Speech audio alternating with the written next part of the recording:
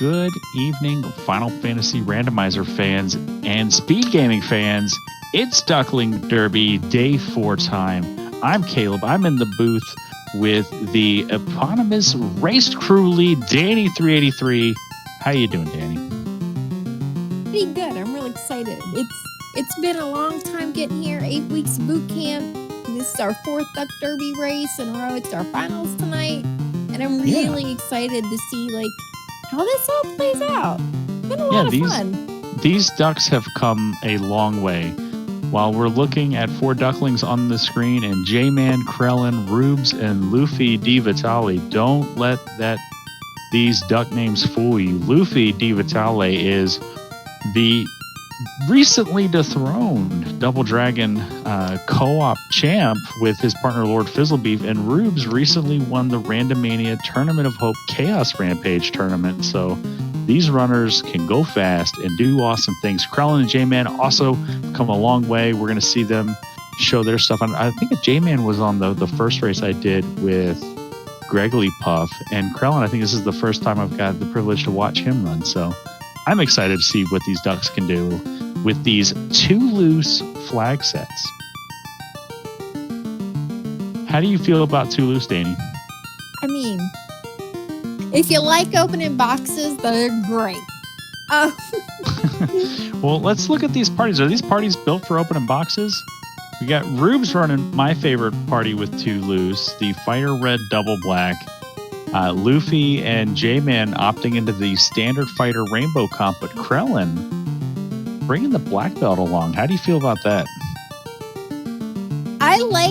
With the fighter, it's a good plan. You're going to be opening a lot of boxes, so you're likely going to find gear for it, then you're not going to have to worry. I kind of like the fighter black belt because it covers you either way. If you fight a lot of stuff, you can take your fighter and you're good. If you don't find what you're happy with, you can dan off your fighter, and then you got a black belt who doesn't need weapons. They can just punch things, so you don't have to worry about armor. So He's kind of got all his bases covered, and I like it. Yeah, he's got a nuclear option should Topher be kind of gross. We are working with A-side tiles, so should Krellin keep an eye out for an Eye or an Agama fight? Possibly even a metal slime tile if we get like a mage stick or something working. And we got Heal 3, White Locked Exit, Quad X. Not the best magic to start with, but definitely serviceable. Quad X going to carry its weight here against Garland. Astos will be super effective. Heal 3 for the red mage is going to be really good. And those J-Man, Krellin, and Luffy are going to have the benefit of that white mage locked exit spell to really get in and out of dungeons as efficiently as possible, where Rube's going to have to do a little bit of walking. Going to get his steps on his FFR Fitbit today. Sabers +5 though. Yeah, that's real good. And if you can't exit out, just look at it this way. All the walking you're doing is just more fights and more, experience you're going to get. It's fine. Absolutely. And Rubes, I'm going to try to do my best to not be biased. Rubes, a runner after my own heart, the newest member of the Center for Competitive Forfeiting, along with Chad. Super excited to watch the career of this FFR runner become established. As Krellin's taking some M's, going to get level 2, going to do some Quad X, and Rubes resets out of the 3 boxes, and Topher, not finding what he wants, is going to throw a Quad X at Garland. And 9 times out of 10, depending on the percents, that Quad X is always going to land on Garland, as Garland's base HP is about 108. So, and then we get a canoe. And we get a canal. All right, so canoe and canal. So canal is fun because we can automatically get out of the world. And canoe, though, that puts Ice Cave in play right away. So our boat could be waiting for us in the Ice Cave. Or it could be in Crescent Lake. Or it could be in the Marsh Cave. Looking for that boat or possibly floater. As Luffy gets through Quad X Garland and is going to grab his canal and canoe as well. How do you like that canoe canal start, Danny? Right, it's fine. Right now, I'm a little lost for words because I'm trying to think of the best. I'm not even sure which way to go. So you're really hoping you've got good magic at level 2. Because the last thing you want to be is like your ship in ice and you only have like Quad X or some other like not great magic. Because your Quad X is usable. It gets you through Garland early. It's really good for fiend fights because you never know. Like you can just throw out a Quad X after multiple rounds if you're up against somebody that you're having trouble with. It gets you through a fiend fight faster. And I like that spell, but it's not the spell you want when you're diving somewhere looking for and it's not going to be helpful against the pirates either, as Rubes makes a cheeky play and goes off to Dwarf Cave. I missed what was in the first box, but got $500. Whatever was in the first box warranted him dropping a cabin as Luffy goes to Matoya. So both our runners looking for an early loose boat. I played 2 seeds of this flag set, and in both seeds, ship has been very early, and it's been loose both times, whether it was loose in the unlocked boxes of Topher or in the locked boxes of Topher. Ship usually, for me, based on 2 seeds, has been pretty quick. And speaking of quick, Luffy's already into Provoke. We're going to see this level 2 magic. And we got Fire 3 and Warp. So Black Magic going to be bailed out for the lack of White Mage exit for Rubes. And we're going to get level 2 White. And what do we got here? Harm 4 Rubes, Heal 2. Serves also Heal 3, Heal 2 out the gate is a really good wombo combo to have. It really helps not have to buy so many heal pots in the early game. And that Fire 3 is going to be crucial here as Luffy pulls Bicky. And we're going to do some swinging, waiting, and Fire 3. And hopefully burninate these pirates before anything bad happens.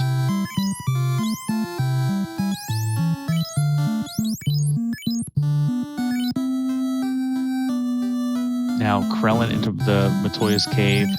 Gonna get that Rune Sword +2 as Bicky has a really nice jewel. And whenever I see Ruby incentive, I always think of the Ruby from Aladdin. The one that like Apu's trying to like get, or Abu is trying to get from the Cave of Wonders. It's just like, why you got that Ruby, Bicky? Okay, like I hadn't thought that before, but I'm never not gonna think that now. New headcanon, I love it. Wood armor +5. That's real good. Yeah. And normally that Ruby, like you see that's really good because it gets you those 2 checks that you can normally wouldn't get until, you have floater and stuff. But we're not leaving the inner sea yet. So, I mean, it's nice to have, but it's not real helpful. Yeah. Where is our boat? Where could our ship be? As Krellin showing how difficult overworld encounters can be with just Quad X, hitting a pack of poison wolves and just taking forever to sort of attempt to melee them down while blasting them with Quad X. Now, early Warp, early Fire 3, early Harm 4, how I want to see one of our runners just cannonball into Ice Cave. But Luffy's just going to go to Crescent Lake. How gutsy are you feeling here, Danny, with the early magic? Not very. Honestly, with those spells at level 2, I probably would have probably the marsh play, because I think you have a slightly better chance there with those spells than, say, ice. You could even make an argument for an early quick pop grind. You hopefully get some Zomballs and Frost Wolves. Yeah, I honestly yeah. I thought maybe that's where Luffy was headed. But there's Nuke at level 6 for about $9,000, and Luffy's about to see what these old men are packing up here. And it's a boat. All right, ship get for Luffy. And with that, we've got access to all the waterways. Now the world truly is your oyster. So he's gonna I was gonna call him out for making a rookie mistake looking for the ship at the Crescent Lake dock, but that boat is gonna be back at Elfland. But he's actually doing a little bit of an overworld encounter table check, looking because there's 4 encounter tables that intersect here at the Crescent Lake Town, and he's checking. Oh no, he is going to make the rookie mistakes. So he's doing good things and bad things. So the randomizer will always place the boat as if the map edits weren't on. So if you get the boat in Crescent Lake, the closest inner sea dock without map edits is Elfland. If you get the boat in Ice Cave, it's going to show up in Provoca. If you get the boat in Volcano, it's going to show up in Elfland, because this little walkway that Luffy's walking on, this was added for the randomizer. If you go there in the vanilla game, you're not going to be able to walk around in this little forest. And J-Man's also going to make the duckling mistake of, where's my boat? Oh, my boat's at Elfland. So, bit of a learning curve here. And we'll see if what Rubes and Krellin do. And we saw, and I saw that Rubes had the money and picked it up. The vendor was in Crescent. It was the chime for about 16,000 gold. Nice. A good catch. I missed that. So heads up play for Rubes to pick up the vendor item. And we're going to get level 3. We got Lightning 3, Fast, and Zap. Definitely Lightning 3 and Fast are noteworthy spells here. A little pricey. And there's Krellin's boat.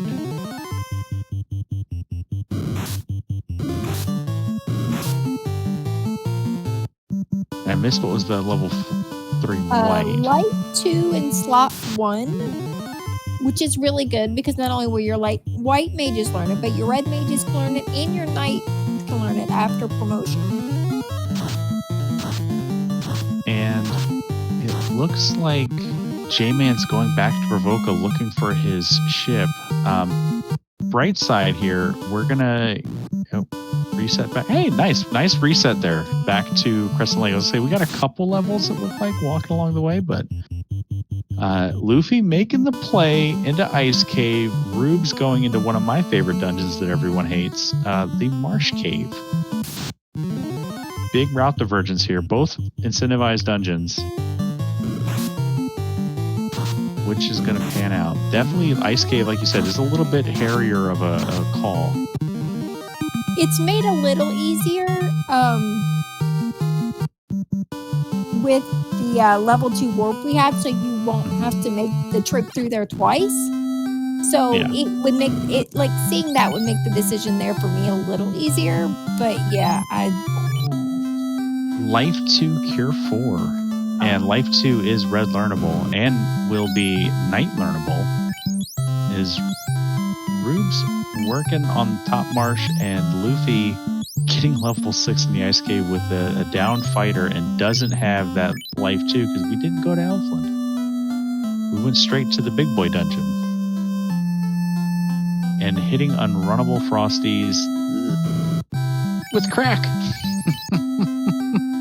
Well, that's a rude hello and welcome to Ice Cave.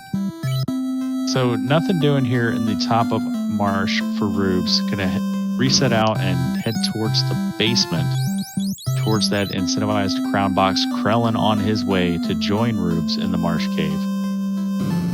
J-Man's still doing some shopping, looking around. Iron Hammer +1 for 3 gold. I'd buy one of those and give it to a white mage. You can give him something to do. Yeah, I was gonna say that white mage isn't doing much else right now. So I mean, give it a hammer, let it whack things. All right, bottom of marsh. What do we got? Another fight. There's level 6 again for Luffy. Opal +4. That could get you a couple spells. Sell that off. Cloth -2. I mean, that tracks. If you find some cloth armor in the bottom of a marsh, it's probably not going to be in the best condition. No, probably not. All right, Luffy making it to the Ice Cave drop. Gonna do the warp trick. Gets the crown, and there's an Agama in the wizard tile. Pretty good spike tile here. Are they quad-Xable? They are, at least after 50 damage from a sword. So, and Luffy finds red D's on the ice drop down. And we're gonna eat some Agamas here. Downside to that white mage going down for Luffy is we lose our exit access. The mage is playing nice. We've got 6 more boxes to open on this floor, looking for one of 2 loose items. And Roops continues eating Agamas as Krellin clears the top of Marsh, as J-Man also on the top of Marsh. The Frosties have nuke! Oh! I don't know Luffy I don't know where Greg Lee is, but he owes some ducks an apology. I'm just saying. So, Frosties with Kraken Nuke. We're going to see them again in Topher. And we could even see them again on a spike tile, right? Yeah, because there's the Frosty spike tile on the A side. We're working with A side tiles. So those Frosties, and something with Stone Touch on Rubes. So nastiness abounds. That was either Stone Touch or Glance, it looks like.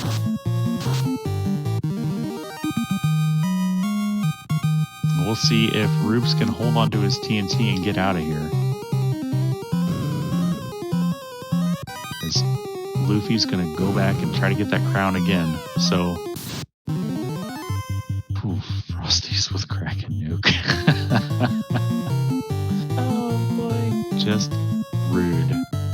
That's very rude.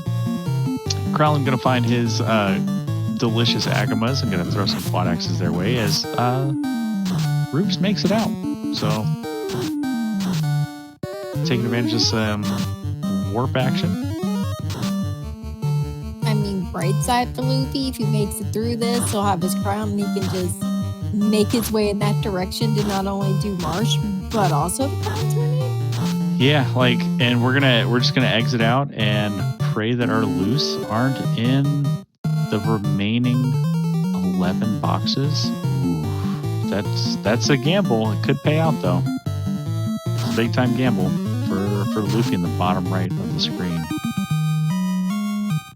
Yeah, it's a big gamble, but I honestly don't blame him. I would be terrified to keep going back in there. TNT to key is fun. However, TNT to key and that TNT comes from Marsh feels a little bad because you really don't want to leave those Marsh locks behind. Yeah, but you also really don't want to double dip Marsh. Yeah, exactly. So it's just like, difficult decisions abound for all of our runners. And we're going to see where Rubes goes. So, pretty sure we're not working with Canary Lock. I'm going to double check the flags here.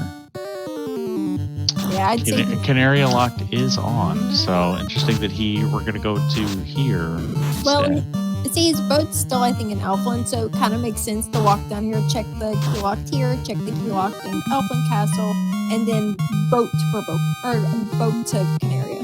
Yeah, that's an excellent point, and definitely makes more sense than I was just assuming for some reason that his boat, which is, even though I talked a lot about where his boat would be. All right, and Ice 2 plus shield, Ice plus 2 shield, and a katana plus 4. No one has brought a thief. That katana is going to be Vendor sword. The infamous vendor sword. I may or may not hear that in Lord Fizzlebee's voice every time I find a katana, but it's fine. Vendor sword. Krellin not spending not as much time with the Agamas as Rube spent, and Luffy coming to see what Astos has got. New information coming up. Black shirt pickup. That was Oxy, it looks like. I don't know, that Astos is real quick. Well, we'll see it again. Courtesy of the devs, they added another confirmation screen after the fight with Astos to remind you what the item was, to keep his vanilla there we go. text intact.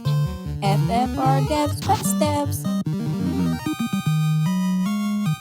All right, so the picture's being painted, and right now, if I'm one of the runners,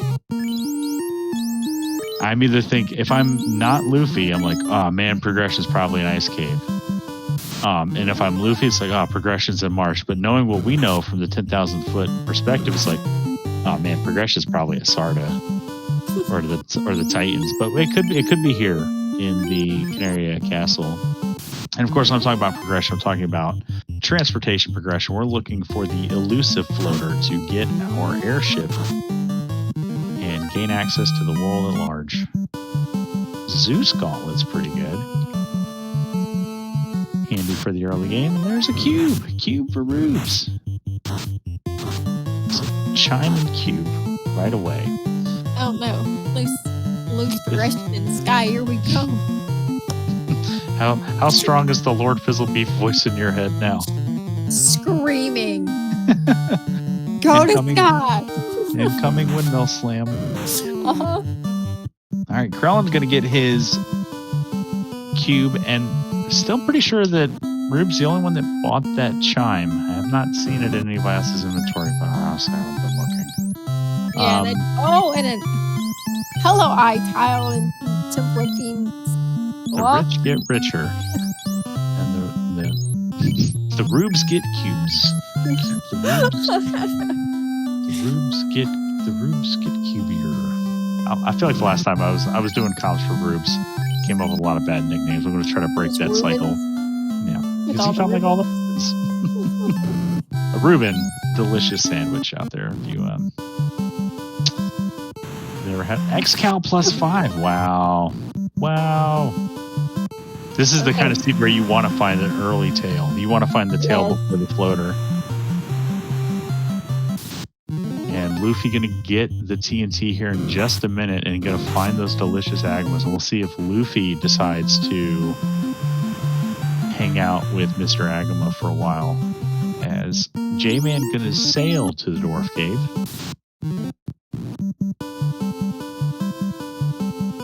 Pick up his key.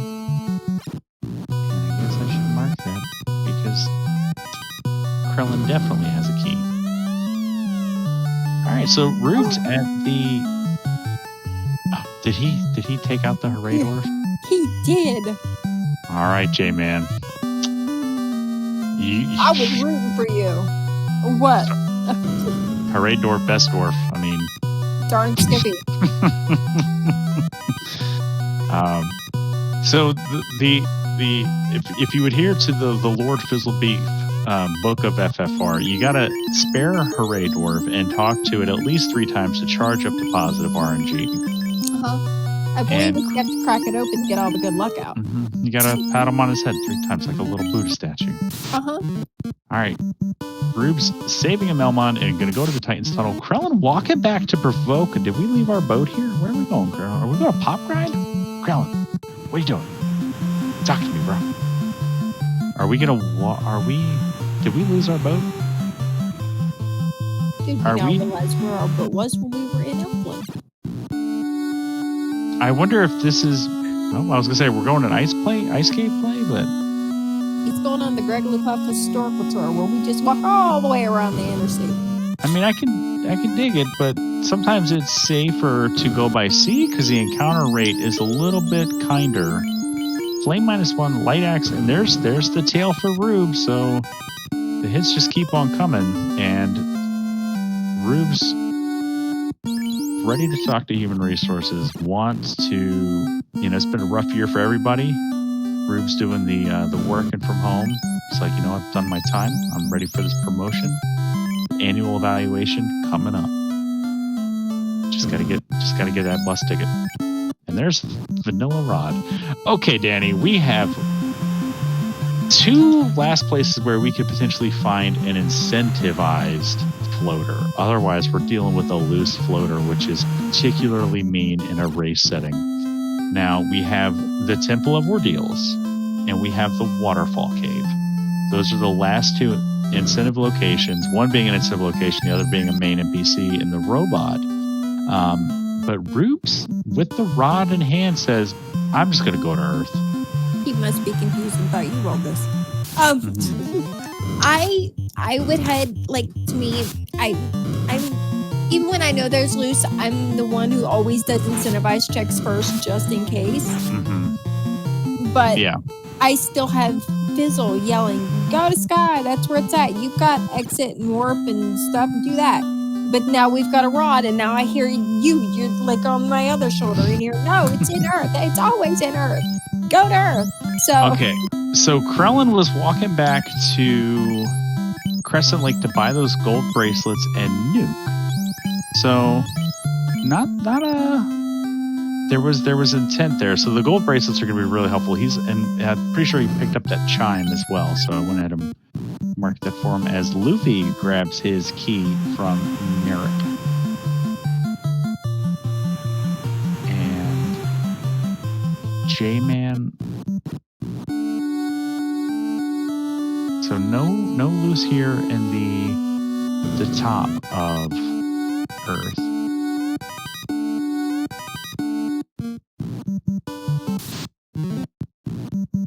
Honestly, like Earth isn't a bad place because at the skilling and stuff that we're at today, it's not bad. And with the magic we have between the harm 4s and the fire 3s, and we've got Quake at level 4, even at a low level, you can dive Earth right now. Hello, defense +5. And a ribbon. Oh well. And a ribbon. Hello, Earth. Earth is the play. I love it. But like, you can easily full clear Earth now looking for loose, and even if you don't find it, do lich and probably be just fine, and then not have to worry about coming back here.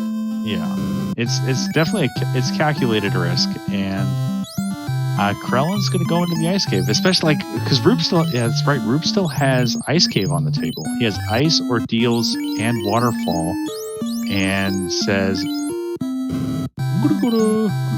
I'm not mocking Rube. I'm trying. Oh, and finds damaged poison wolves, frost wolves. Something else to be excited about when we come to Topher. There's a loose crystal and a white shirt. What the heck? Okay, I was gonna not mock Rubes, but I was going to try to do an impersonation of him. Rubes has a very calm, sort of deep. Thoughtful voice that I was trying to go for. It was like, well, if you're gonna go to Ice Cave and then you saw all this stuff and got real excited. Be a little cheeky check, take a gamble.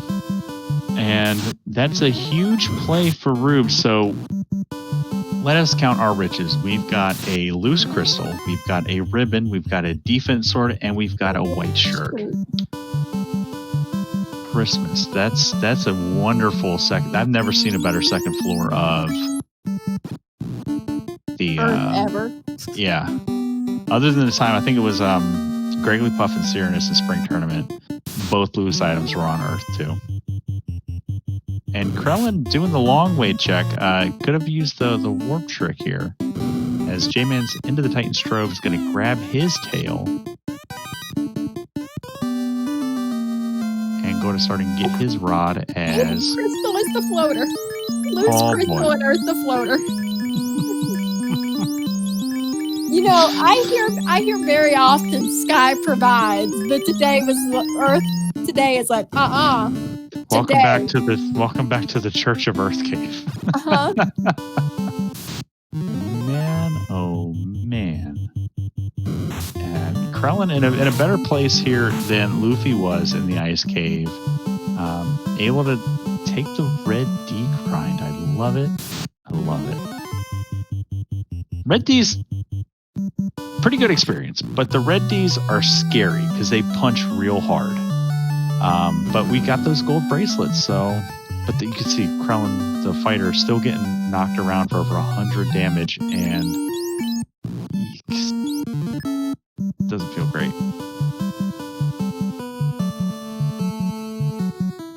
Well, if he wasn't wanting to keep that fighter around, good news.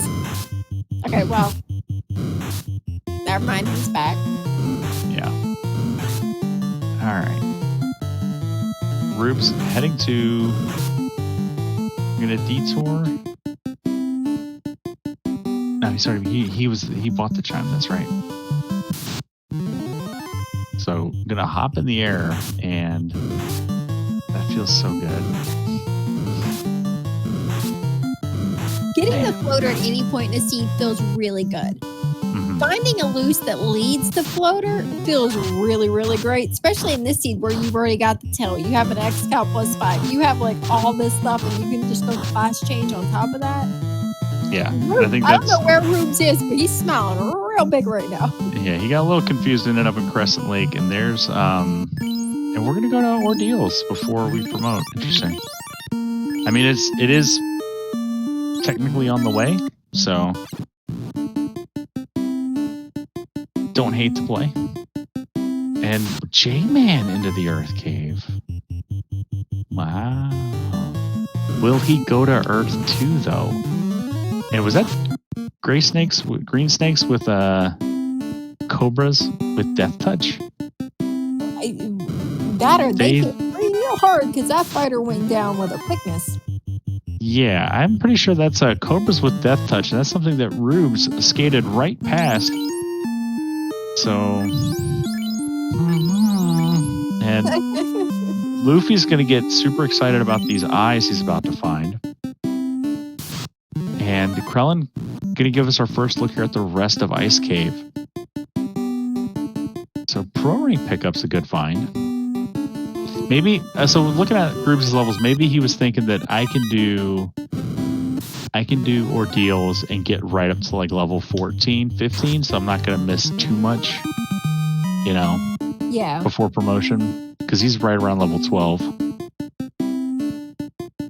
Yeah, unless he either ends up with a ton of encounters, which I don't think is really the case, or just find something really good on a tile and decides to take levels. Yeah, he's not going to hit more than 15 by the time he leaves here. So waiting to promote isn't really going to hurt him any. And J-Man finds another Katana +4 here in the top of Earth 1 that Rubes had reset out of. And Rubes gets a spike tile with a blue D. Just going to soak up. Yeah, we get time to run. Lightning 3s did nothing. So let's get away from that blue D. Wooden stick, a little bit of money, pure potion, last 3 boxes in ice, pro cape, and jeez, Rubes. Jeez Louise. It is all coming to Rubes today. Holy moly. Everything's coming up Rubes. All right, Luffy on his way to the Melmon continent, going to break out of the inner sea.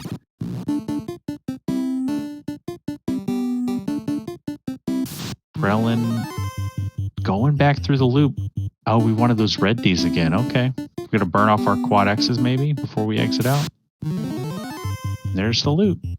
All right. So we are... He just needs that Oxyale from Ice, and he's in key item go mode. So we'll see what Rubes decides to do. We know that waterfall not required. There's J-Man picking up his awesome Earth 2 room. Gets the crystal, gets that white shirt. So J-Man, if he follows that crystal, is going to be feeling real good. Yeah. He went bottom room first, so did he... He doesn't have the defense sword then. Yeah, he didn't check the top room, so he doesn't have defense and movement out of the top room. But he has X and warps. Looks like he's using... Yeah, so this is a play that I usually do. I usually do bottom room first before the top room. So if I'm going to go further down,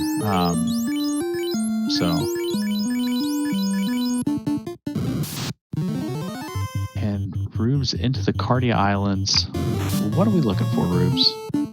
He needs to go to Ice Cave. Ice armor, we'll leave that behind.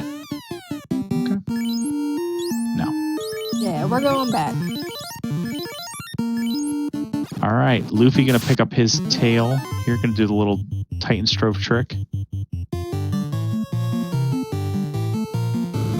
Yeah, I mean, if Rubes, I think the only thing we're opening boxes for is that second loose item that might be Oxyale, but we know that it's not. He's finding good money in boxes too. He found an opal bracelet +2.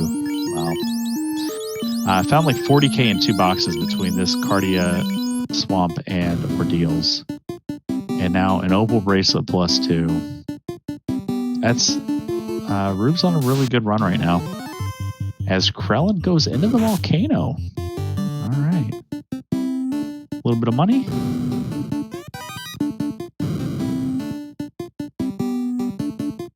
Yeah, whatever our second loose is going to lead on a bit of a fetch quest to either Power Gauntlet or Vorpal Sword. Yeah, I was trying to think of the two. Neither bad to have. Like, given the swords that we've just found in boxes, if you find it, it'd be one of those things where you could just, Yeah, Power Gauntlet.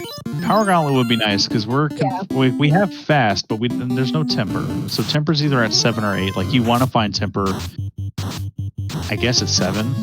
We know we're going to promote, so like it doesn't matter if it's 7 in Gaia or 7 in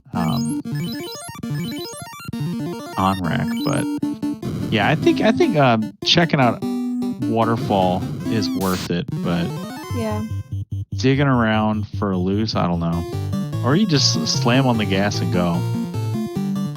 But, like, it would be nice to have, but if you have, like, if you're in the position where you already have the Oxio and you hit go mode, and you have that, you're in the air with the floater and you already know, hey, this is the thing. Like, I could easily see anybody who hits that, has their floater hits go mode, just not checking anything else, especially if you've already found, like, that X-Cal on Earth, or if you're in Ordeals and you have that Mazda.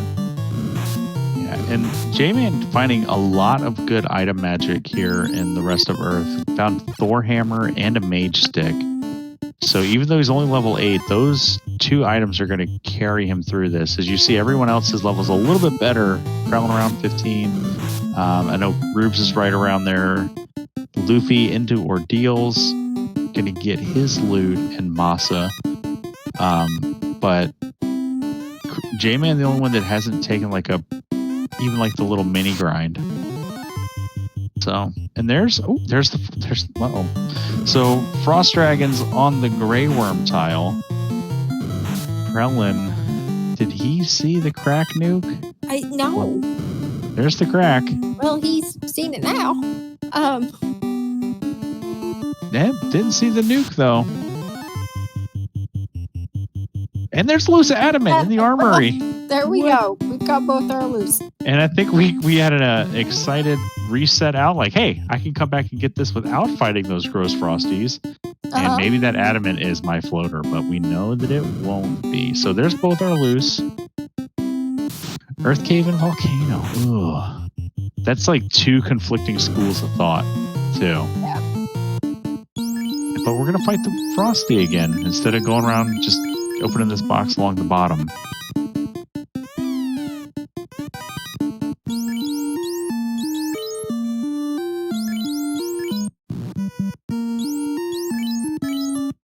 And Rube's dealing with his own Frosties here in the ice cave. And still missing the the crack nuke. But they just keep showing up. And so this is sometimes what the rando's gonna do. Fast turn order too, just like, oh no, it's fine. Yeah, it's fine. You guys saw something gross in Ice Cave? That's weird. It's gonna be an interview later. Everybody's like, did you see the crack nuke? Where's you be like, wait, what? Yeah, Luffy so far our only runner to see the nuke though. But man, He's gonna have a story to tell. All right, Luffy headed back to Crescent Lake, gonna buy that chime.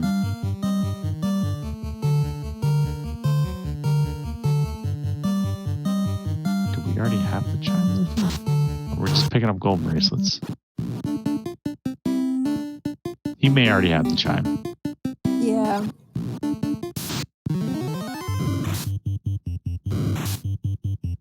If he does, just click it. We won't tell nobody. Okay, I'll do it. Okay. Burp. And if he doesn't, I'll just unclick it. All right. J-Man headed back into Earth. Yeah, he after he did Earth before he exited out, saved, and went back in. That's a heads up play. I mean, it's a safety play, but if you do what you got to do, and if you had all that wonderful stuff and you're not feeling the most confident, like you burned through all of your charges, like, and you don't think you could take out Lich with a mage stick and a light axe, I get it. Yeah.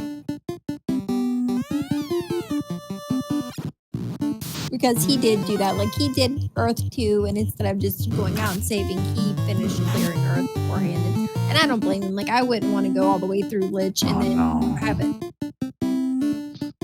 Luffy gonna go to Volcano first and join Krellin. And Krellin, are we grinding these Frosties? Are we trying to... The madman. The absolute madman. Or are we gonna... He's coming back in for that adamant. He was on the Agama floor in the top left room, and he got the tile in the top left room, and was down to just his fighter, and he reset out.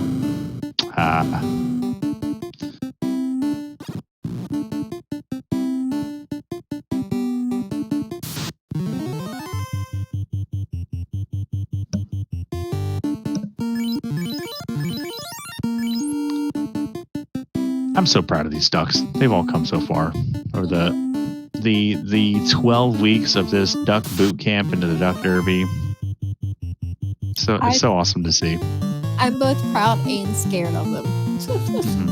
Oh yeah, like some of these ducks, like I said, like Rubes took down a lot of folks in that Randomania Tournament of Hope, and Luffy, you know, leveraging the Lord Fizzlebeef brain to sort of pick up and sharpen his skills, and has really come along. Both the bottom runners have raced a lot in the Saturday hardcore races too. So just kind of jumping in, and you got Chadbert from Fizzle. It's real smart.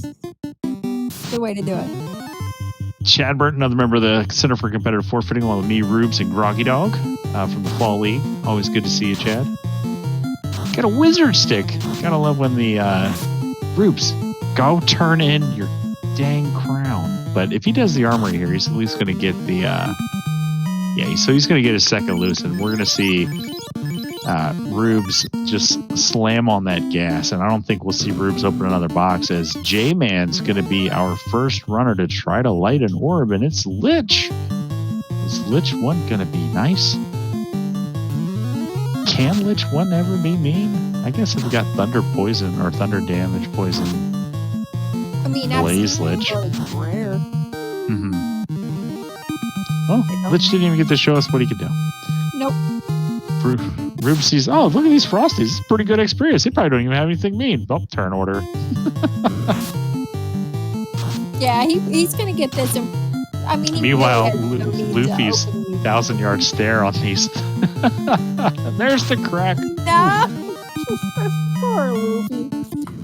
Yeah, like, Rubes getting that second loose. Like, unless he really wants to, really doesn't even need to open anything else because of all the gear he's already found.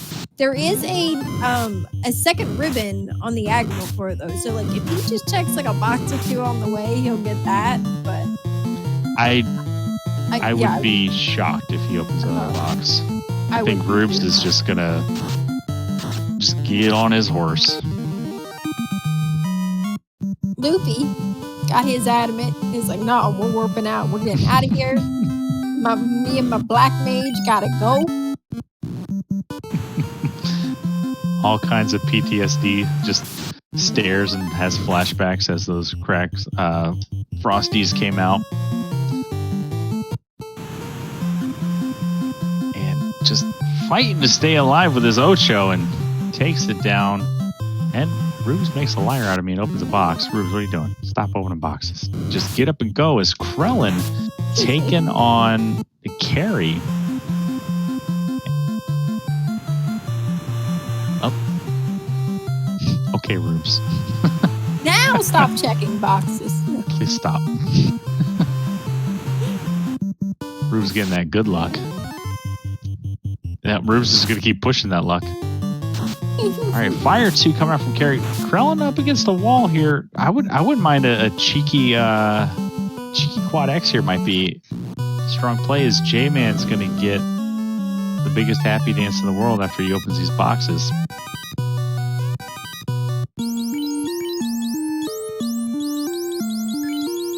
Carrie refusing to go down. We're going to see the difference between an unpromoted fighter party without really a massive sword versus a fast and Masa and Excal party with fat. It's just going to be nice. It's going to be gross.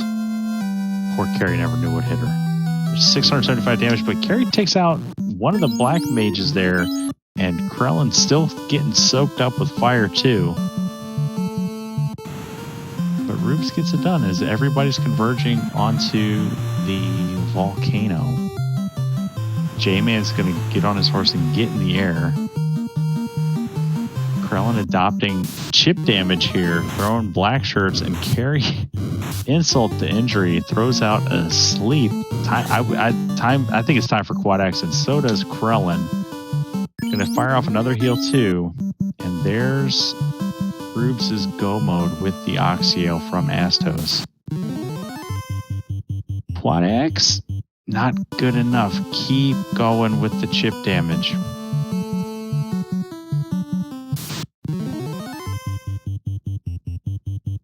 Fire 2 is like the only spell that Carrie has, it seems like. The only damaging spell anyway. And we're going to see what this adamant turns into for Rubes.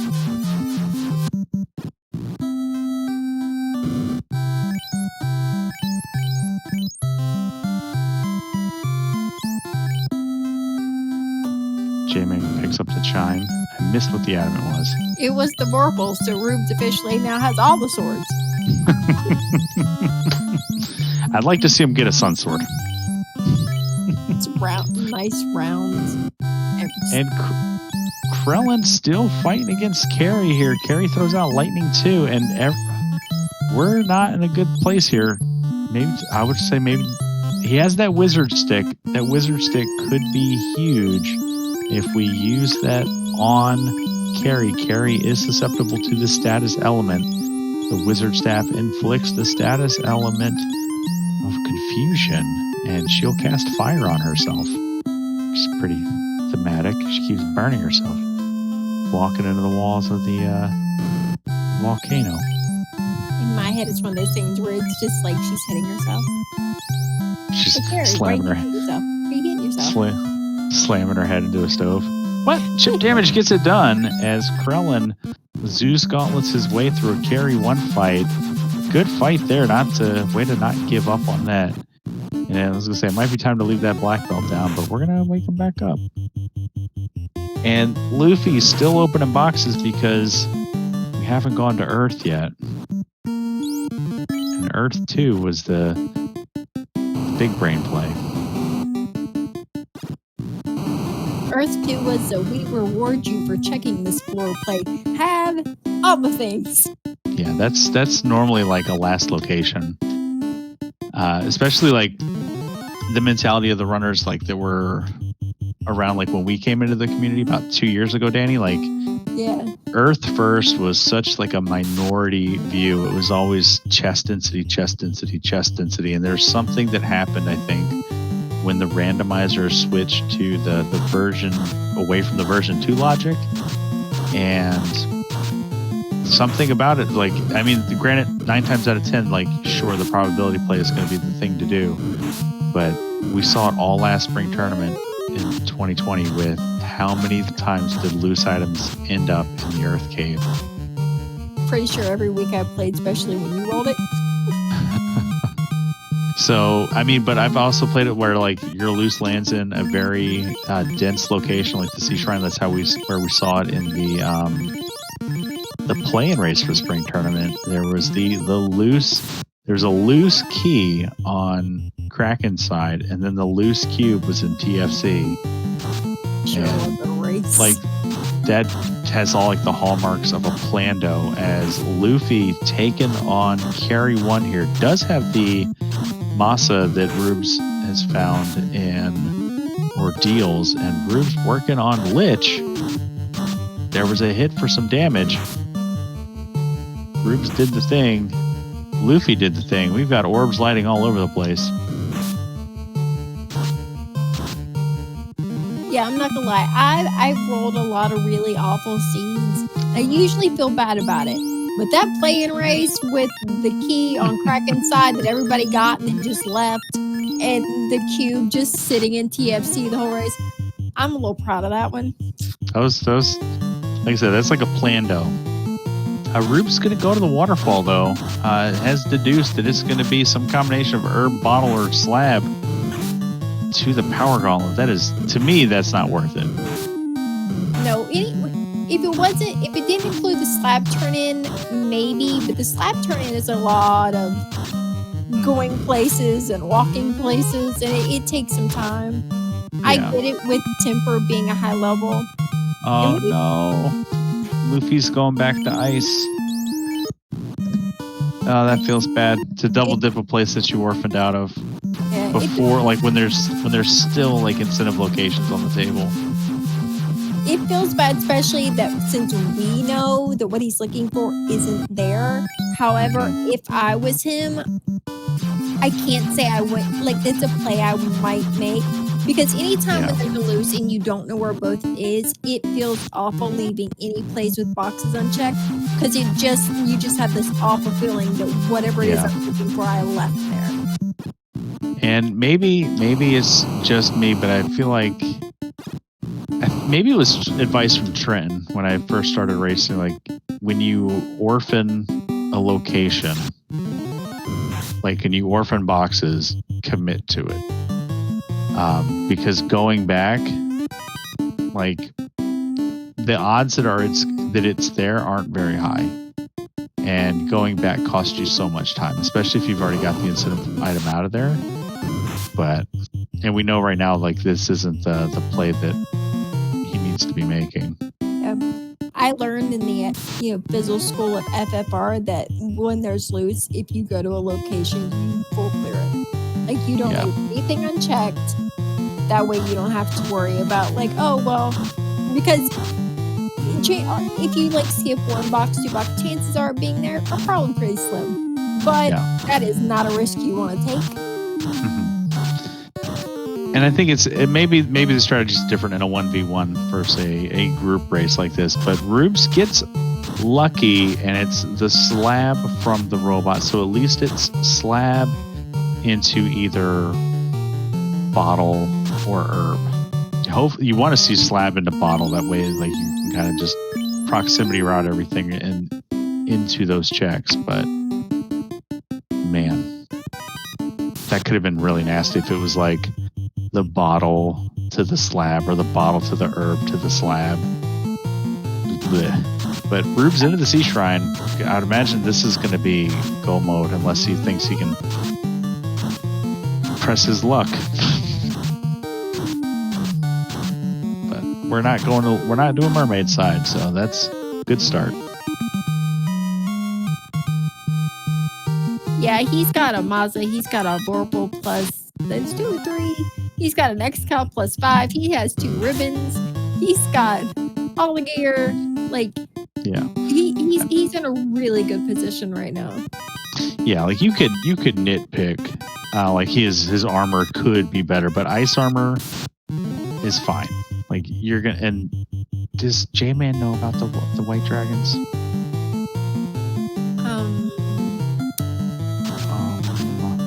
J-Man may be about to find out about the white dragons, and there it is.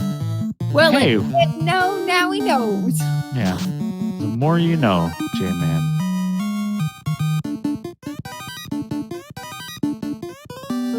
Spoilers channel is gonna be a bunch of people yelling at Greg. It is wintertime. There is a place in most communities for salt. Hey, it's nice. It's not directed at me. I'm fine with it. You got to keep the ice off the road somehow. especially when it's frost dragons. All right, there's the tail for Krellin, and Rube's already into the Kraken floor. So he checked a couple free boxes in Sharknado, and J-Man's walking that loose adamant out. He now has found both loose items, so that is huge for him. Krellin going to pick up his rod from Sarda.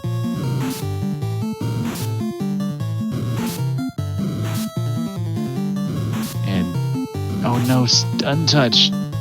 Trying to keep J-Man down here.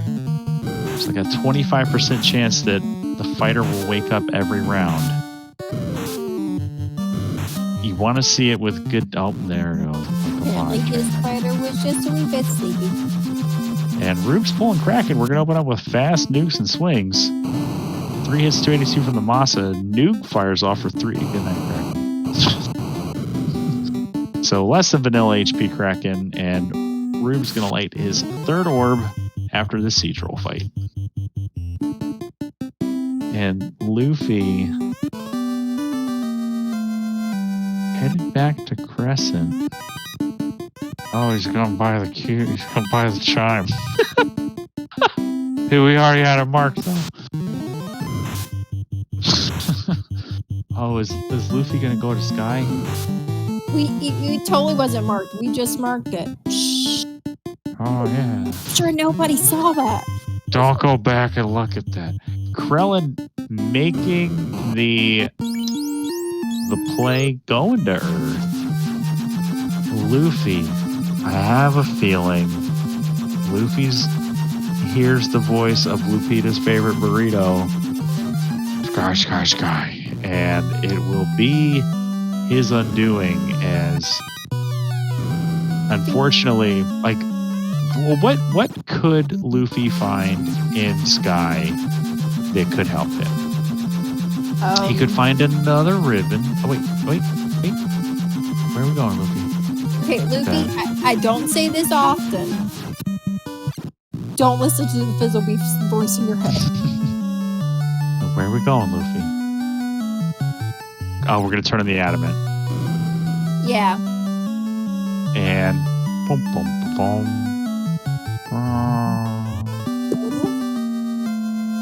All right, Luffy, you're right here. Go to Earth.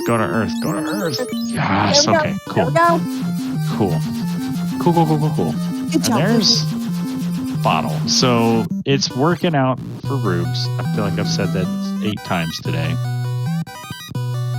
Gets the slab to the bottle, so he'll be able to turn in that bottle, get the herb, and then do Sky Cave, fly up, pop into Elfland, talk to the prince, get his power bonk, and head right into Topher.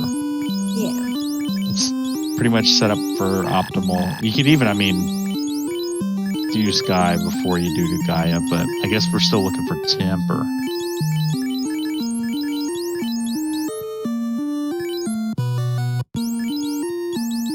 Nope. So Okay, Temper. so level 8 Temper it is. Hopefully it's not in Lefane. There's our pro rings for sale. It's 2, but they're real cheap. Yeah. Or is it +2? Plus Yeah, it looks 2. like a plus. That's Yeah. pretty good. For a second there, it looked like a minus. So I'll just blame my old lady eyes. It's fine. It's fine. It's fine. It's fine. It's fine.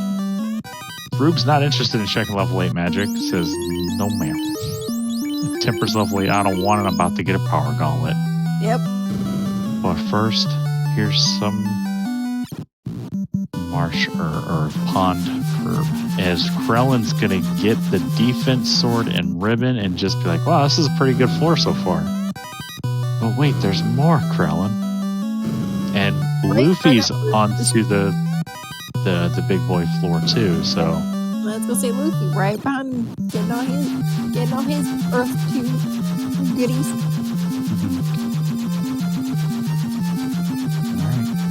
Hey, Krellin and Luffy, keep going. You're about to get real happy. Don't stop. Can't stop, won't stop. Okay, good. You'd hate to see him just like, I'm just gonna skip. No, Krellin, go back, Krellin. Thank you. I know it looks like they might be listening to us, but they are on a 10-minute delay. Krellin plays my anxiety. There we go. We got one crystal. And yeah, go back. Oh, wait, is that white shirt? There's Krellin's white shirt, and with dramatic effect, opens it in the last box, gets his crystal. So that is everybody's knowledge of both loose items. We will see who remains to open boxes, who decides to just go. I'll imagine that Luffy will just go because of the Lich's favorite beach ball voice. Uh-huh. It's a very can be a very loud voice. Mm-hmm. Gotta go fast. And Rubes almost doesn't want to deal with these damage poison frostful system. Just fire threes, 21 across the board. Getting ready to hit Sky. Feels pretty good. Like at this point, it's like you almost want a Warmech to just top you up the rest of the way level wise and sort of test your party to see if it's Topher ready. Like white shirt, defense, good magic, real good things you're swinging. Like, yeah, I would take a Warmech. Luffy, still open the box. What are you doing, Luffy? Gotta go. Gotta go fast, Luffy.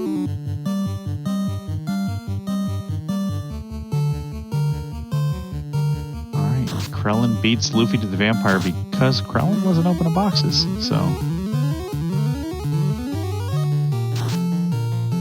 right. I wonder if Rubes continues to take every fight here in Sky. It's what I would do. It's really good XP. Same. And even if they're like kind of grosser enemies like sentries, but we're just gonna swing and run. Sentries are good XP, but they can be a little of a pain in the butt to kill. J-Man's going to get his slam from the robot. And there's Krellin's.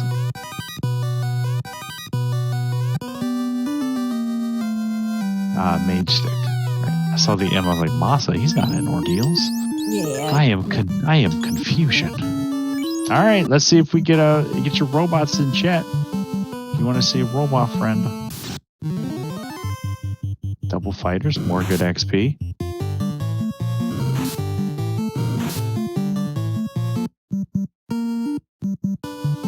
So, just about the hour mark, Rubes close to lighting, I won't fully jinx it, but close to lighting his fourth orb. Blistering fast for these flags. And just getting all the fighters along the way. Like, yep, I'll take this walking grind all day, every day. Mm-hmm. Yeah, it's really good experience doing that through Sky. Like, you can see he's level 23. Yeah. He'll hit 24 on the night as he dives, get that fifth hit for the Masa wielding knight, probably switch some swords around. 8 hits, 231. Fine, 8 hits, 203, so we're just gonna keep fighting, and here come the nukes. See, and let's say Luffy takes out Lich pretty emphatically. And there it is. So Luffy lights his fourth orb here right at the 1 hour, 1 minute mark. And Herb in hand will likely head to Elfland, do any sort of last minute shopping he needs to do. J-Man cruising around in his new airship.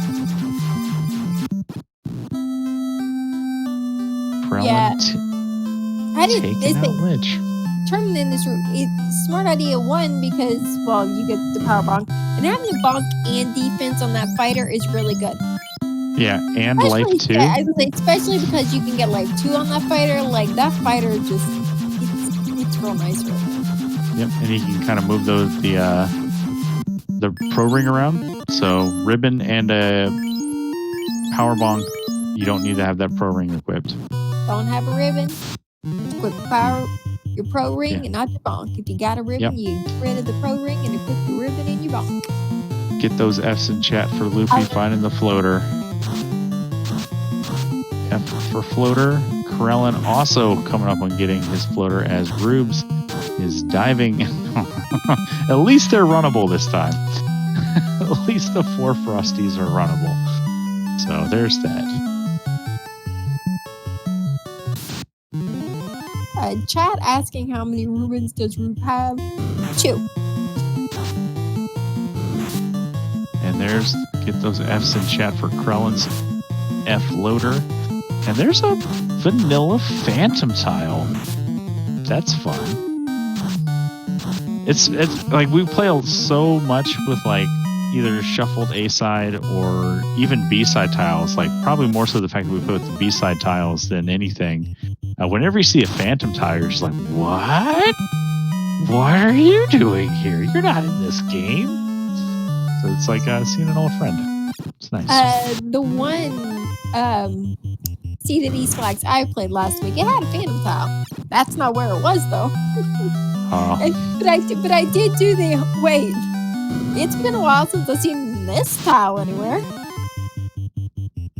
And J-Man also doing Ice the way of the not warp trick as Rubes again gets turn order on the Frosties. Still doesn't know that they have Crack and Nuke. And he's not going to know unless he wipes out a Topher. Knock on wood.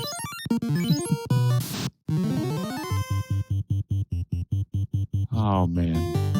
All right. Giving us our first look here at Lich 2. We're going to fight, we're going to fight, we're going to nuke, and we're going to nuke. All damage, no prep. Masa swings for about, looks like just short of 200. And yeah, Lich is about as tissue papery as he usually is. All defense gotta go fast. Did Rubes go to the FFR school? Like this was FFR school and I missed it? No, I told you, he's set our competitive forfeiting. I would imagine like I think Rubes is going to get the chaos and forfeit.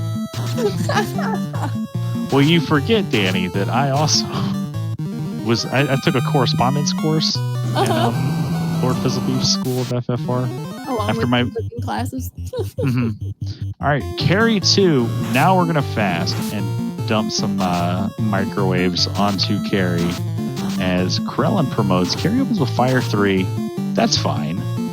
Nuke rolls in 116. That's such a low damage roll. 115. I stand corrected. Fast swing for 350. Here comes more swings, more nukes.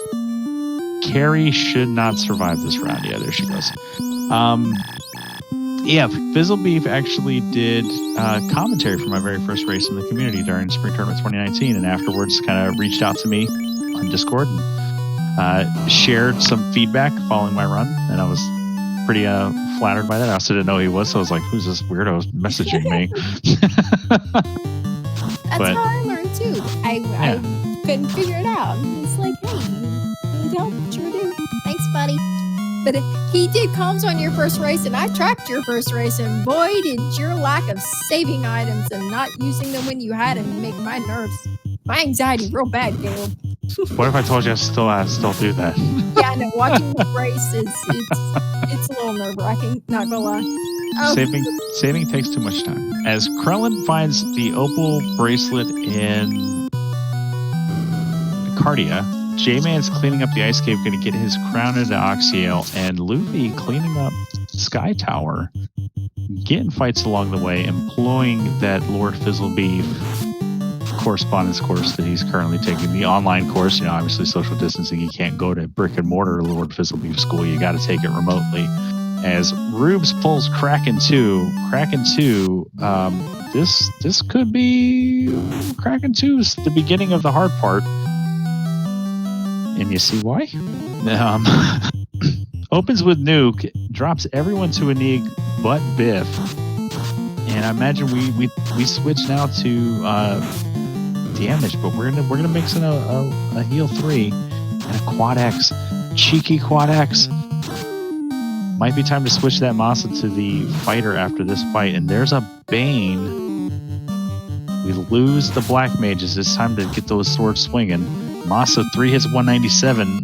The party survives a harrowing fight, but Life 2 is going to undo a lot of Kraken's work here.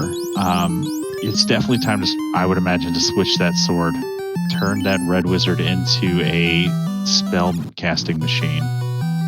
As we have simultaneous Tia fights, Tia 1, Tia 2, but we're still going to keep that fast on the Masa on the red wizard. Does 114 damage. Tia punches pretty hard. 4 hits, 279. So we're about 400 damage in, and we're going to start. We're going to hold on to the. Nope, we're going all nukes. So we don't have any locks should Chaos prove to be evasive. And down goes McFly. Ice 3, a little bit of damage. Nuke comes in for 266. Swing from the X-Cal +5. 6 hits, 441. We got to start going a little. We need better turn order here. So Quad X comes out, ineffective. You really wanted to see the X-Cal swing between the Quad X's. As down goes Biff, and it's yep, it's a reset. So Rube's going to do it all over again and keeps the door open for Luffy, who just lit his third orb. And Rubes again just says, "Excuse me," to those white D's, like, "I see you, but you guys are fine." Like and just the walks. game said, you know, you didn't see all this before. So we're just going to show you lots of unpleasantness now. But that's usually what happens, right? That's what happens to me every time. Can't confirm. I've suffered such fate before. Man. All right, Krellin into the waterfall, going to grab his slab.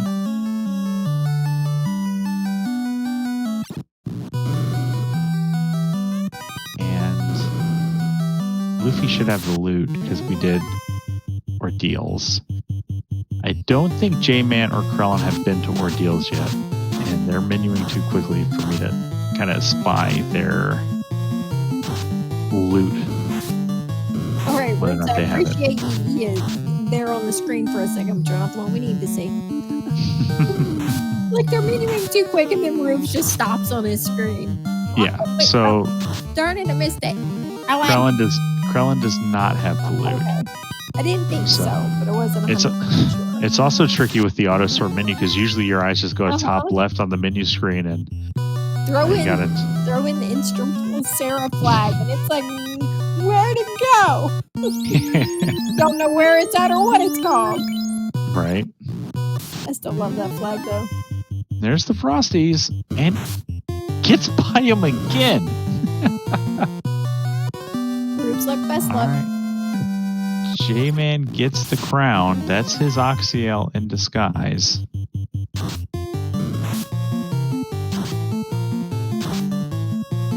And Luffy finds the third ribbon here in Sharknado as Rubes.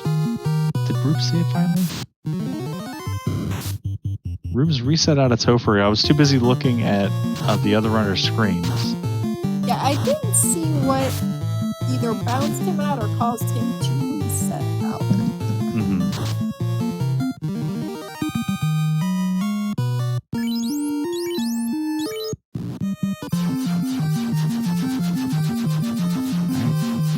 Krellin. What are we doing, Krellin? We already did this.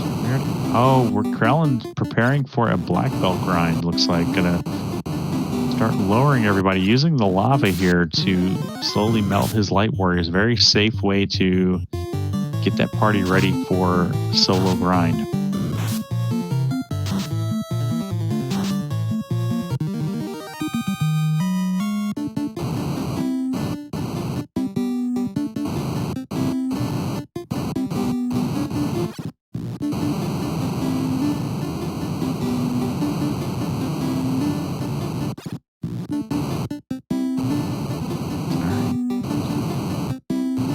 I still can't believe Rubes hasn't seen the nasty script on the Frosties.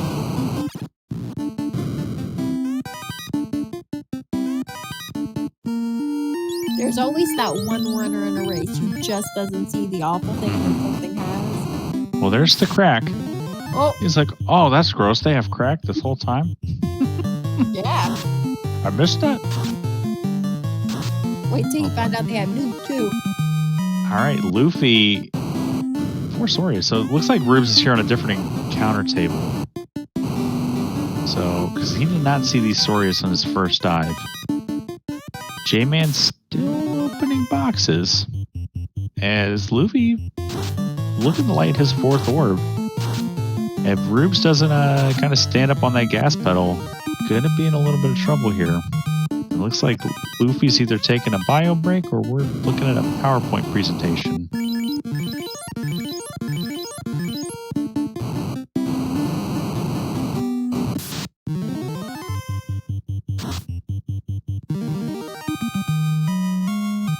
Alright, Lich 2. Goodbye, Lich 2. J-Man gets a ribbon. Oh, so we're going solo fighter grind for J-Man. Maybe that was not by design. Maybe this was because the crack Frosty that I might have missed.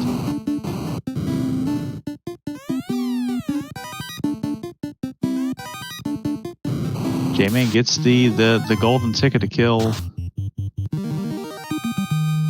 Carrie, and it looks like Luffy's stream is hiccuping pretty bad. But looks like Karakin's down. The sprite disappeared. That's what they yeah. And we got a black belt grind. Krellin visiting the optometrist. I like that play. He saw what was there on that tile. He went to a volcano. Like, basically, he used it to kill off his people while running around in a circle on that first floor. And they went back for a Yeah. It's pretty smart play. Yeah, I mean, he's promoted, so the black belt is going to need a ribbon. The MDEF growth will not be as good as it should be, or could be. I won't say should be. But we do have that Opal +2 bracelet. We have a white shirt to put on the... So, like, we have decent enough armor to put on our mages that we could easily give the black belt the Opal bracelet and a ribbon and a pro ring, and it's going to have 50 absorb, or pretty close to it. Yeah, because Opal +2 is what? That makes it 38, and then the pro ring was +2, that makes it 48, and a ribbon 49. So I'm just going to agree with you and say that is correct because... Cheese is hanging out in chat. He'll yell at me if I'm wrong. There you go. Cheese, please confirm or deny. Alright, so J-Man lights his fire orb. Mm-hmm.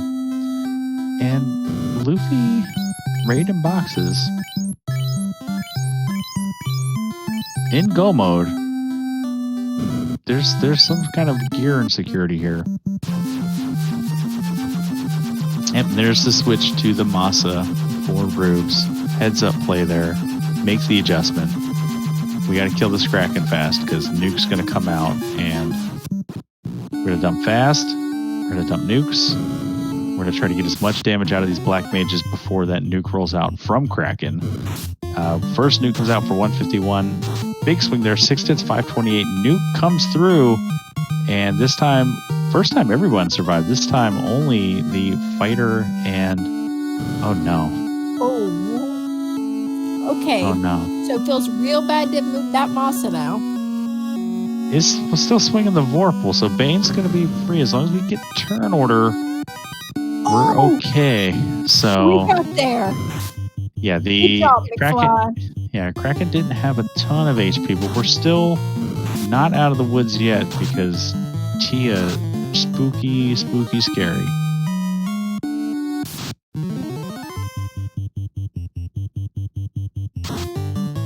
Krellin up to 33. It looks like we're going all the way to 42 as Luffy's coming into Topher. So Oh no. Chadbert calling out, move that fighter down.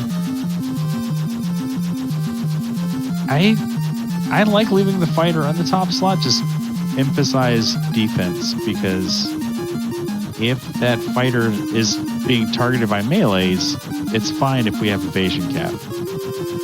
It actually protects the mages better than sort of sacrificing them by putting them up front. And there's Luffy discovering the Phantom Tile.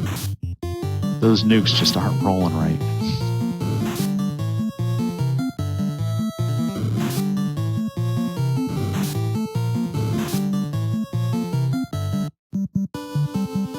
J-Man on his way to on-rack.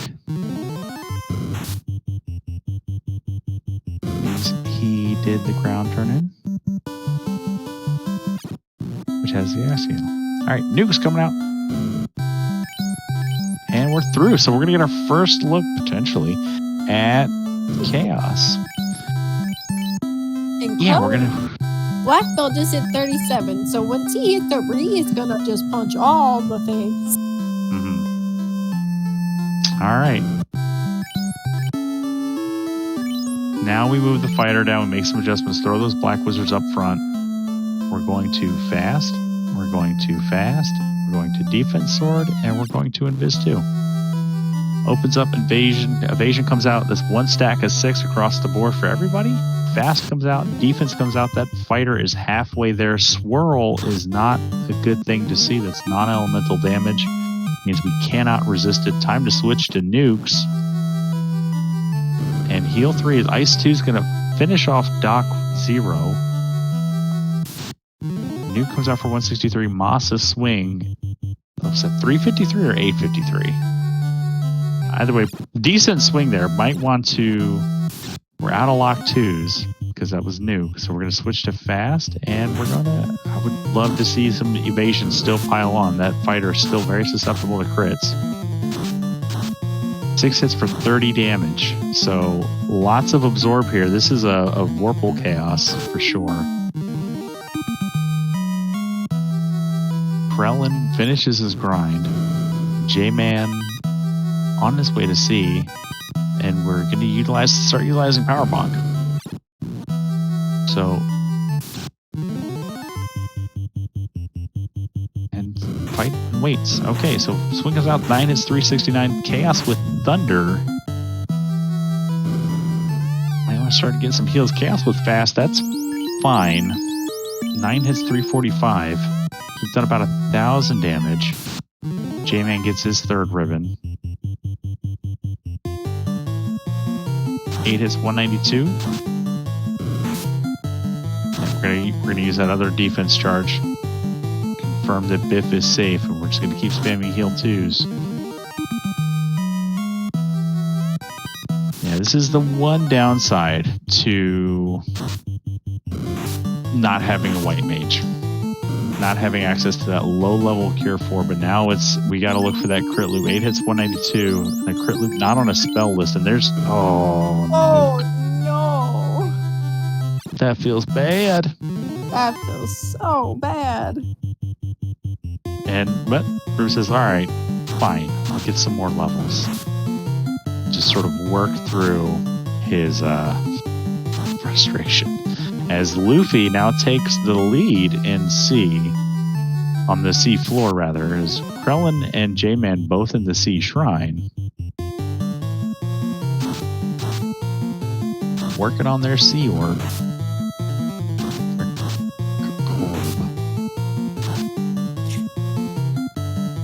It's a C orb. Okay, so we didn't take too many fights on the eye tile there. We punched a couple eyes, took out a bit of frustration, feeling a little better, and we're headed back in. And now he finds the nuke. And by the crack. Oh no! Just yeah. Okay, so I would imagine Rubes' ship is tilted at this point.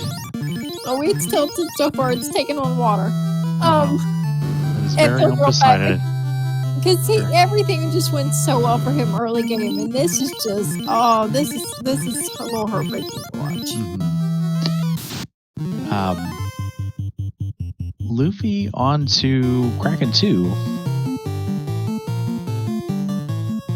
and Krellin and J-Man kind of holding hands on this Kraken floor. J-Man gets to the Kraken fight. Kraken opens with Thunder. Vorpal swing, 7 damage. Get the fast lands on the fighter, and we're going to start. We're going to switch the red mage from swinging to lightning 3.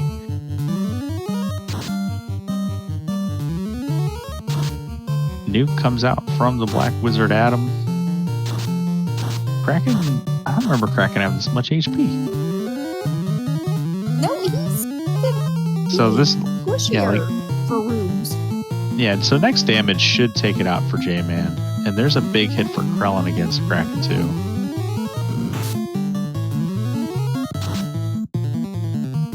Oh, those low rolls for J-Man just feel so bad. X-Cal. There it is. Big damage there for J-Man to light his third orb. Krellin's black belt makes short work of the Fiend of the Water. And Luffy apparently is on to you too.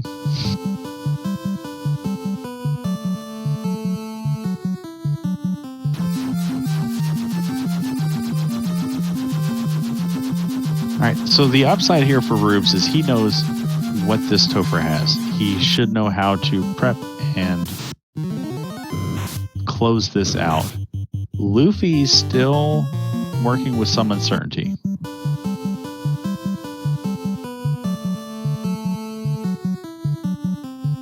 And down to the fighter and the white mage.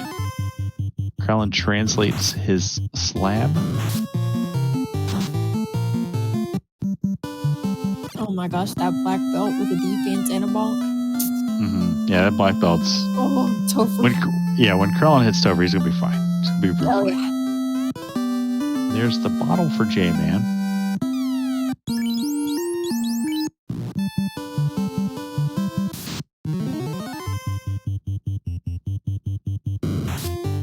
Luffy's still in the Tia fight, so that's good. I like how it froze. It's like, it almost looks like he hit Tia, and then there's just like puffs, like smoke and stuff just coming off of her. I'm not mad at how slow this is going right now. It's thematic. She's the gas dragon. All right, Kraken 2 once more for Rubes.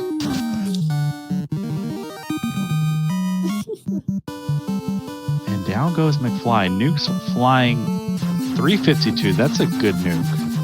140. There it is. So Rubes very quickly through Kraken 2. Maybe catching up to Luffy. No. It's possible. I'm waiting for Luffy's screen to just show that he's on Chaos. It just catches up in a second. It just says the end. Yeah. Catches up on that the title card. Done. Right, J-Man gonna pick up his herb here. Both these top runners need to head to ordeals. Yeah, Luffy through onto Chaos. And Rube's not pulling any punches here.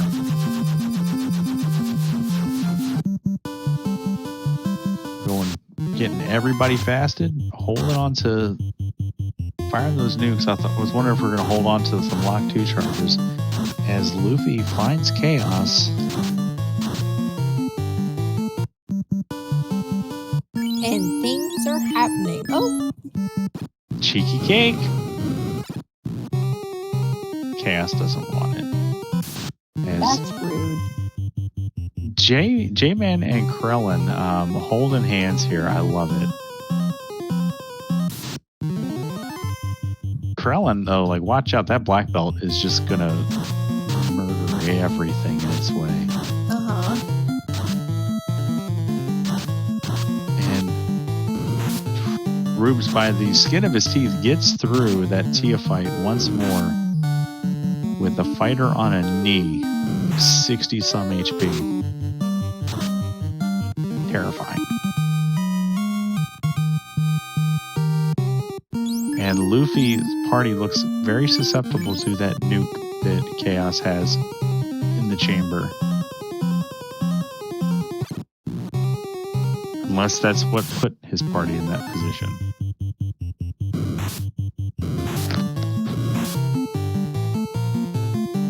And Rubes dealing with unrunnable rock goals following the Tia fight. Just, excuse me, sir, you have a minute to talk about Tiamat, our Lord and Savior? No, get out of my way. I gotta go talk to Chaos. I got things to do.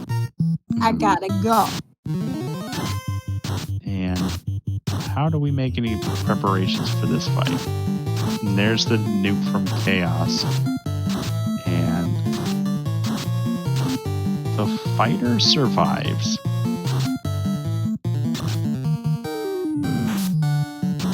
For now.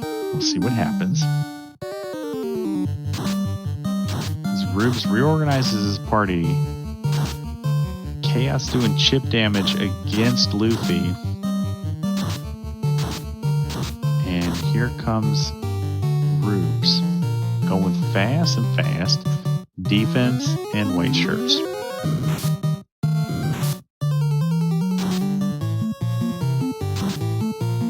Krellin having a much faster Sky Tower than J-Man with that black belt leading the charge. As J-Man or Rubes' preparations are nearly complete here on his party. Still trying to figure out, we're out of nukes and we're just gonna, defense and white shirt. Alright, well, we did have a lock 2 golf. It looks like Luffy did bounce out of Topher after all was said and done. And Krellin lights his air orb. Be coming. Once he goes to Ordeals and gets the loot. Yeah, it looks like Luffy's decided to take on some eyes before bouncing back in, and Chaos would, let's say, lit 2 on Rube's side, which is fine. Yeah, it's better than Nuke. Oh, yeah. X-Cal. Oh, so we got X-Cal on the Knight and Masa on the Red Wizard.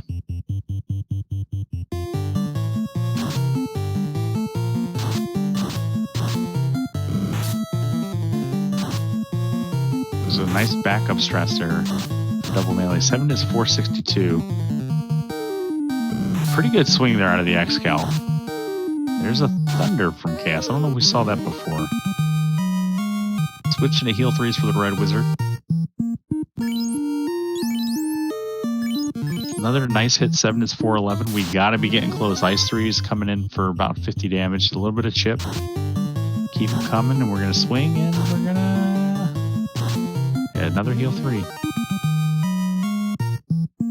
10 hits, 317. I would love to see both those Light Warriors just start swinging. We put that Masa on that Red Wizard for a reason. But 8 hits, 555 damage is good enough to take down Chaos, and Rubes finishes first on stream, 4th in the overall race.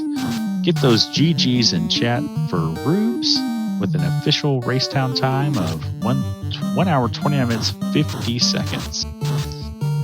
As Krellin learns that he's got to go to Ordeals now.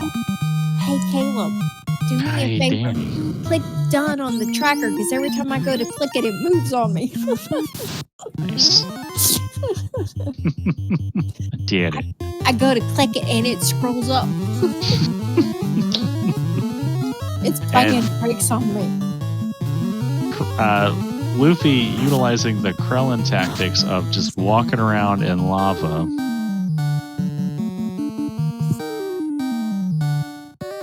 And we're joined in the booth by Rubes 000. How you doing, Rubes?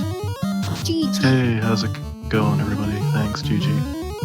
Pretty good, pretty good. Man, I was... When you watch this VOD back, it's going to sound like I was like setting up Tamaki, but I was just trying to do like a Rubes impersonation of like what was going through your head when you just walked into Earth, when you still had ice, Ordeals, waterfall still on the table. It's just like, I'm going to go in and I'm going to try to make a cheeky play, got to gamble. And You nailed it. Get out of my head, please. But so you make the play, you check Earth 1, and it's nothing. So what encouraged you to go to Earth 2? I don't know, because I had warps, and this little voice in my head said, you know what, you got Rod early. I wonder if there's a chance that something's hanging out in Earth. Yeah, and there was the so There did was all you the things in you did bottom room first or top room first? I can't remember. our top. Yeah, so you found the defense was like, okay, well, you're kind of justified in coming to Earth. Like, it's pretty good, you know. It's like, oh, there's a ribbon. That's pretty good. And you go to the bottom room, and it's just like, oh, hey, a loose crystal. Oh, hey, a white shirt. Like, I don't think I've ever seen a more loaded Earth 2 than that. No, that was ridiculous. I totally forgot the white shirt and defense were in there. I've just been so spending the last half hour diving Topher a million times. I forgot everything else. Well, it was also there was that, and then it was you made the play to go to Volcano, and like you found your second loose. I was like, he's not going to open any more boxes, and then you did, and you found a ribbon. I was like, come on, man. And then you know how I roll. You didn't open the cheek. Did you go to Sharknado?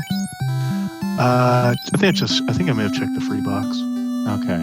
If you had checked the top left box, you would have got the third ribbon. The vanilla ribbon? I don't remember. No, I think I think that's behind the spike tile. Maybe, I don't know. Cheese is in chat. He'll correct me. Yeah, I'm sure. So resident fact checker in case we're wrong.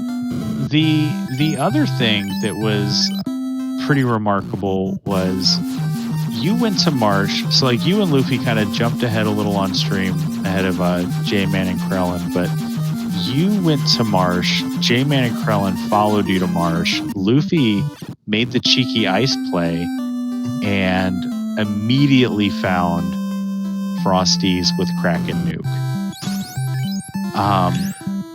You saw Frosties and just was like, oh, hey, Frosty, boop, boop, boop, turn order, and they're just gone, and you're just like, when is Rubes going to find out? And it was on like the final dive in the Topher that you saw him, and they wiped you out. It's like, yeah, first time when I got through all the way to Tia, you know, or was it Tia or was it? It was Tia. Yeah. And, you know, I was like, oh, whatever. Then the next time I go in, like, oh, these guys had something. I wish I knew. Like, all right. Didn't see that coming. Yeah, it was just funny because it's one of those things. I think this happened, Danny, in your Duck Derby. I want to say everybody was running and just hitting all of the nasty stuff, and like Dark Moon was just doop doop doop doop doop, just cruising along, missing it all, and just was making really good time through the whole seed. And it's just like there was one that was like that.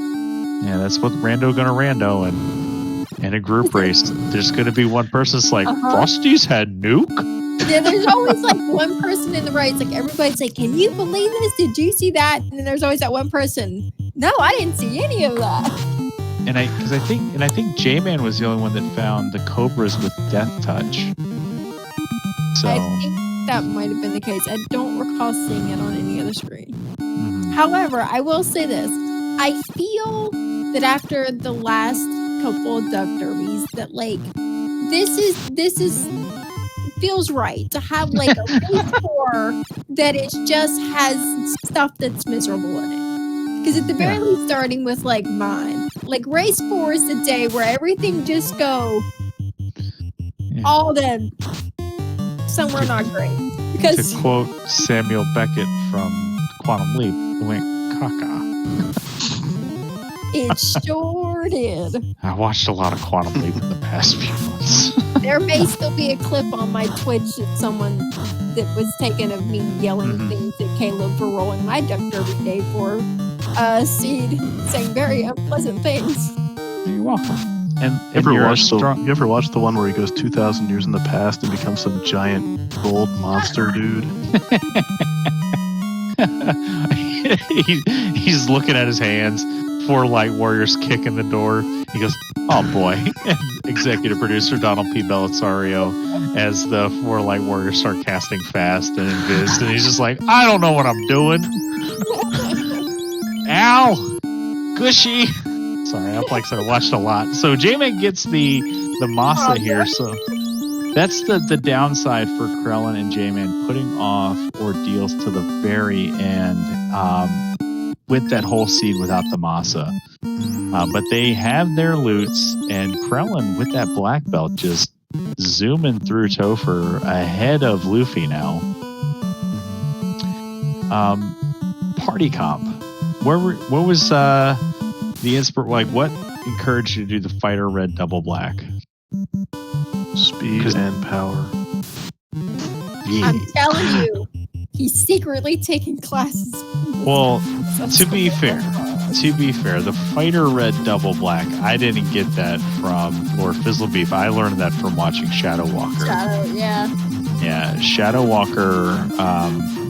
In my first FFR League experience, I was on a team with Shadow Walker and Falconic, Inferno Bryn, and Min the Mage, and Shadow Walker.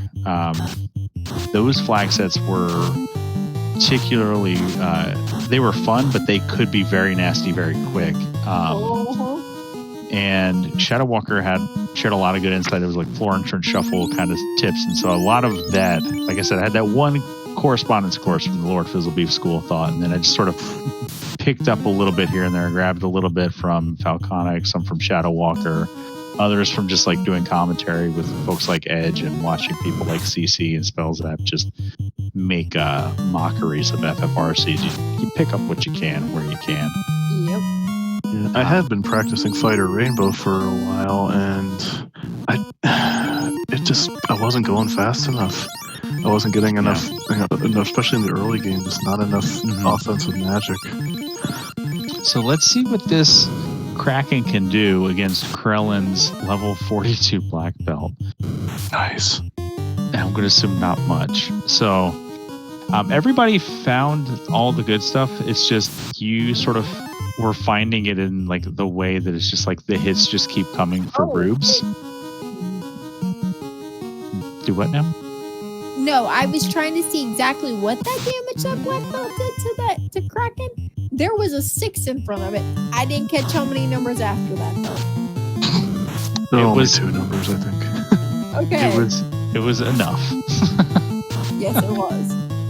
Like you found like the eye tile, like you found all the good stuff first, I think is the way that this seed went for you, and didn't find the bad stuff until last. So sort of the routing that you want. And I think Krellin's rocking the Masa on that white wizard.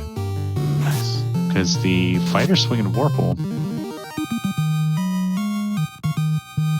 All right, we're going to keep fighting and waiting. So I guess maybe not. Maybe skip the Masa and just went right for the box. So Krellin cruising. And should be okay for Topher, or for Chaos rather. I don't foresee this party having any real problem with that black belt. And that's why some folks, it's a little slower to get them off the ground in certain flag sets, but black belts are always going to be that nuclear option for Topher. Yeah, and it just so happened like for this run, having that tile there and like single piece lock, like it worked out real well. Yeah, I mean, even early on, we had the Agamas in Marsh, which was really nice. Yeah. Yeah, and I took a few of those to get to like level 9 or so. Something, just something to get me off the ground.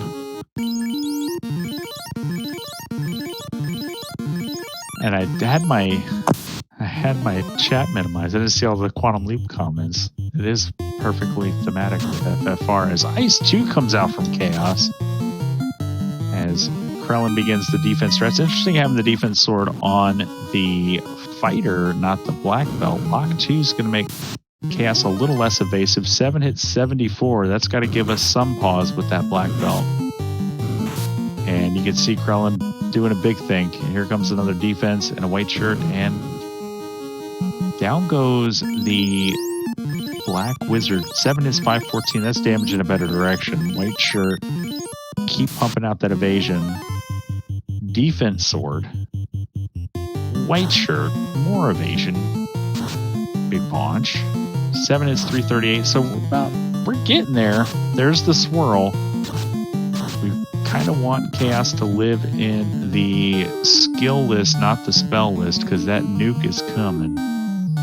And there's the lightning too, so Chaos dipping into the spell book. Another punch from Krellin's Black Belt for 559 damage. Pretty good. Time to start slinging some Cure Force. Keep Roxy standing up. Vorpal swing 149, a little bit of chip damage. White Wizard, enough evasion to duck under Chaos's punch. Another punch there from Black Belt for about 370 damage, it'll look like. Thunder is fine. No ribbon on that Black Belt, though. It takes like more damage than it should have.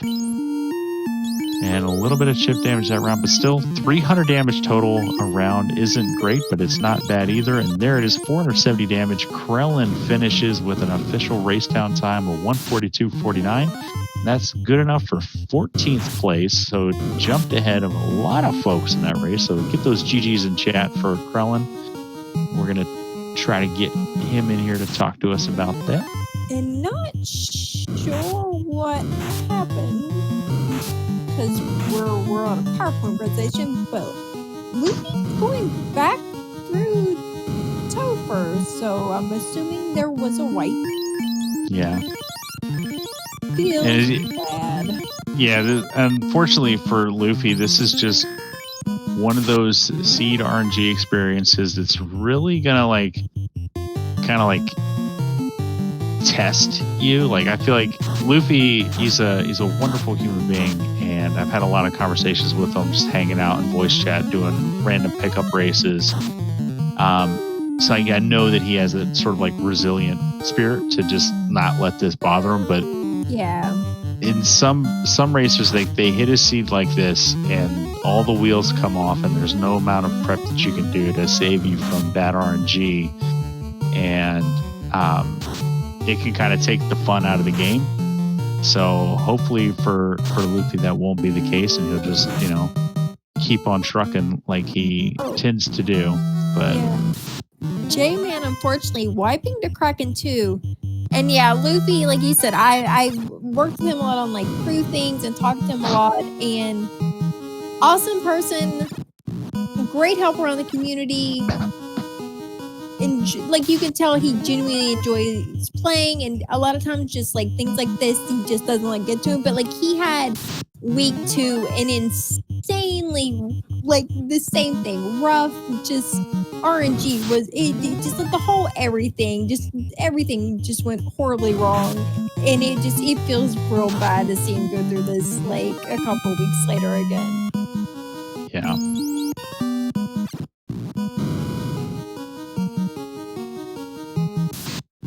And we're gonna work on getting Krellin in here. GG Krellin. I don't think I can hear you, but I see him in there, but I don't know.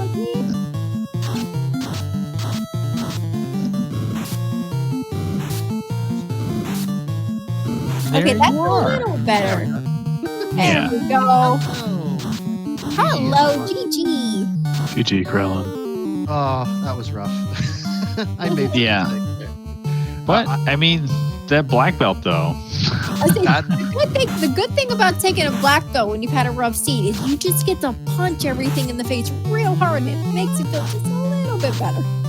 That was my plan too. I want to apologize for the longest carry fight in the world in Volcano. Hey, it was worth it, man. I mean, you got it done. I made it through. You did, but also like you played it really well, because given the fact that it took so long and like going through resources and stuff, like you easily could have wiped it that. But you played it really smart and made it through that fight. So yeah, it took a little while, but you did well on it.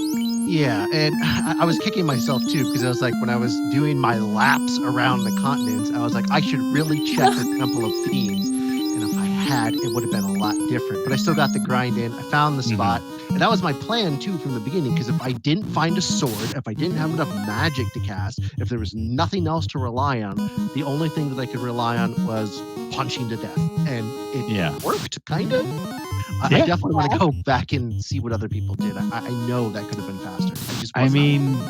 you are the only runner on stream that has one-shot Topher. So That's like, what I was afraid of. Yeah. but I mean, like, hey, it's it may have taken you longer to get there, but you know, it doesn't matter if you finish. You know, like as long as you finish and you know you finish ahead of folks, like that's the point of the race, right? So I know. I kept thinking 32. Or should I go to 42? 32 or 42? So I went to 42 because I was like, yeah, everything needs to die in one shot. I can't screw this up, and I need to tank everything. yeah, and there's there's like minor things. I don't know. Did you? Because I think most runners found all 3 ribbons. I think I got 2. As soon as I got the what was it? The crystal, I was like, I'm done. All right, that's it. I know where the floater is. Okay, I know right where it is, and I was out. I mean, I was like, no more chests. I got the.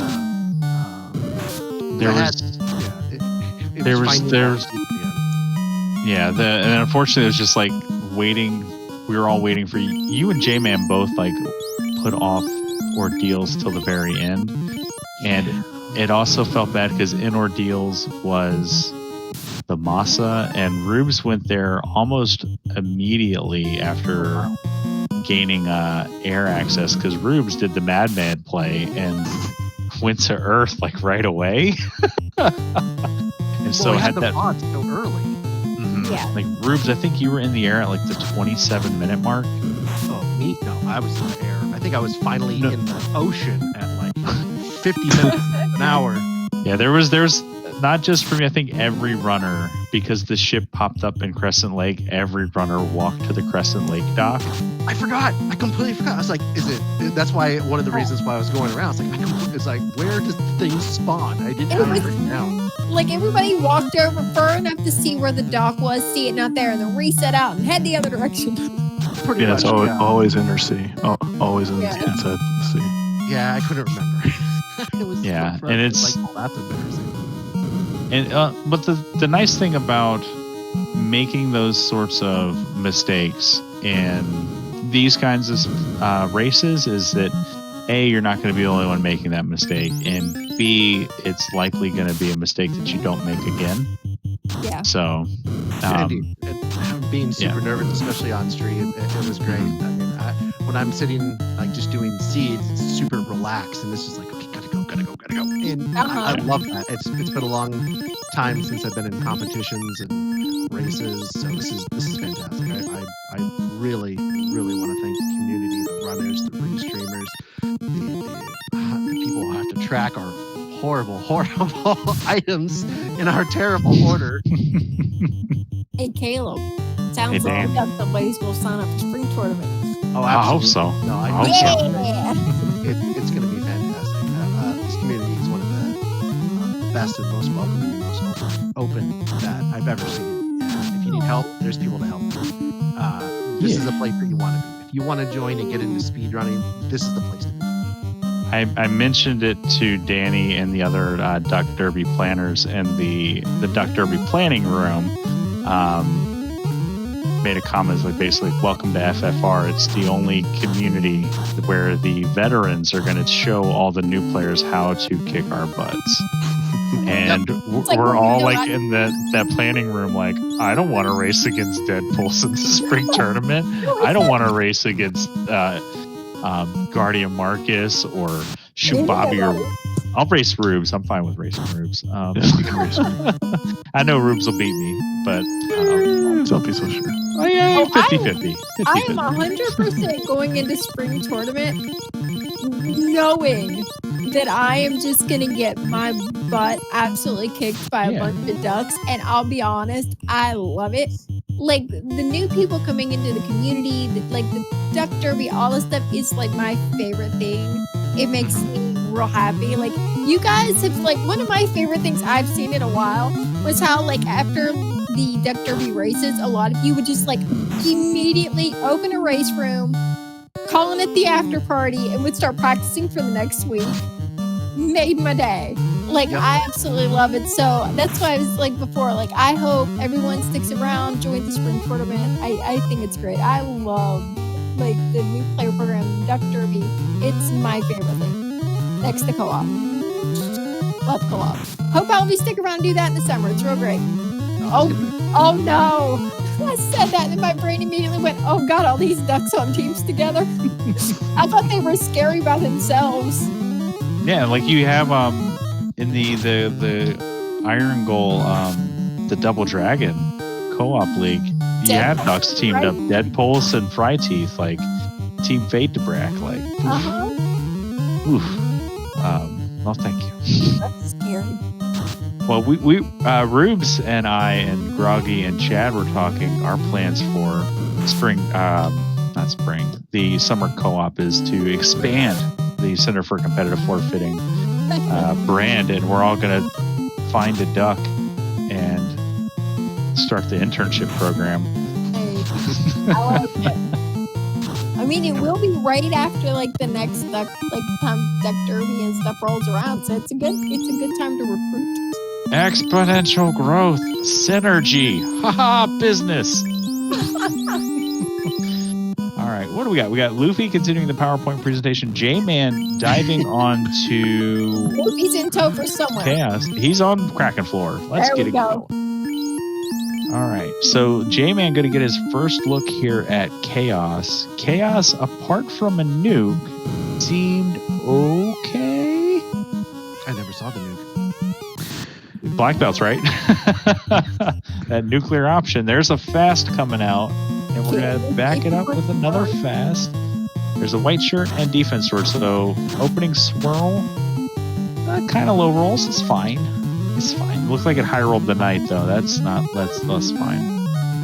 Invis comes out, fast comes out, and so we're halfway to defense cat or evasion cat with the knight. Heal 3s start undoing that swirl damage. Ice 2 gonna drop the Black Wizard down to a knee, and we're going with nuke, so start eating into Chaos's health pool. Heal 3s coming out, that back-to-back heal 3, like level 1 heal 3, one of the best spells and levels to find each other in the randomizer. And thinking real hard what to do with the Red Wizard, we're going to swing. We cast fast on him, might as well swing, and we're going to power bonk. Vorpal, not a bad hit there, 3 hits, 100 some odd damage. White shirt comes out, nukes firing off. J-Man gets his Black Wizard punch. That's a safe round. We're going to keep swinging with the Vorpal, and we're going to fight now with the Fighter Masa swing. A couple hits for 365 damage. Looks like nuke rolls in for about 300 some odd damage. The Vorpal swing. So Chaos took about 700 damage that round. We're getting it done. Lightning 2 is going to finish off the Black Wizard, which is a shame because he still had some nuke charges. Here comes another white shirt, another pair of swings. Party's getting more and more evasive. Chaos casts fast, but 5 hits, 200 damage from that Vorpal swing. Another 200 damage, so we got to be getting close. So Ice 2's coming in. He's got this. Heal 3. All right, still up and running. We're going to fight. We're going to do another heal 3. Keep that health topped up. Nuke comes out. That's why we've been spamming heal 3s. And there it is. 6 hits, 240. J-Man takes it down. Finishes with an official race down time of 1 hour, 55 minutes, 38 seconds. That's good enough for 18th place. Get those GGs in chat for J-Man. We're going to try to get him to jump in the booth and hang out with us. The chat to let me mark you done and didn't run away from me, so he should get his invite here real soon. Sweet. And we are, in fact, joined by J-Man. GG's, Jay. GG. Thank you, everybody. Awesome. How did that seed feel? Did it feel like your practices? Did it sort of like, do you feel like your practices prepared you for this? It was just slow and awkward. I mean, just running all across the map. And of course, literally the last key item I find is the blankety blank and loot. Yeah, that's... Yeah, you and Krellin did the same. The way, like, your last couple of orders you had the light, you did in the exact same order. And then you did the herb turn-in, found out it wasn't the loot, and then did ordeals. So at one point you were kind of... It almost like you guys were holding hands just going through, like, dungeons together. Yeah, it was alternate gong really did sum up my summary of that game. I mean, it's one of those things where sometimes when you have gear in the pool in the form of the Vorpal and the Bonk, where it's like nice to have but not really required. I can, and you've already found both loose. I understand the appeal of like, I don't want to do ordeals. I don't want to do waterfall. It's probably going to be Bonk or Vorpal. And then lo and behold, you find Bonk and Vorpal and you're just like, yeah. Most of my seeds, I tried black belt because, and invariably the first, third chest I'd open, I'd find the Masa. So I'm like, okay, I'll go knight because I can always use the Masa. And then I find both loose and no Masa. Yeah, and unfortunately, Masa was right there in right at the end. Glad I checked.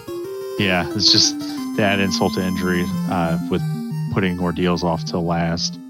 And I feel you, like that's something, doing ordeals last is something that, like, even though you have access to it so early, it's like if I don't go there, like if it's not the first like mini dungeon I do, I really don't want to go there.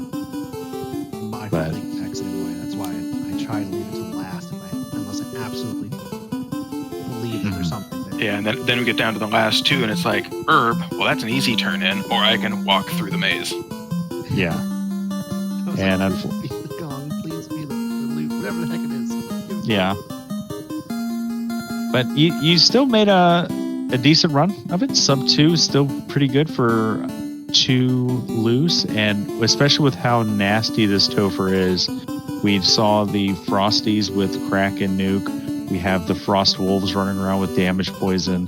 We have the Fiends just giving the business here to Luke. Crack and Toot being Crack and Toot. Mm-hmm. I didn't have a problem, but again, I punched.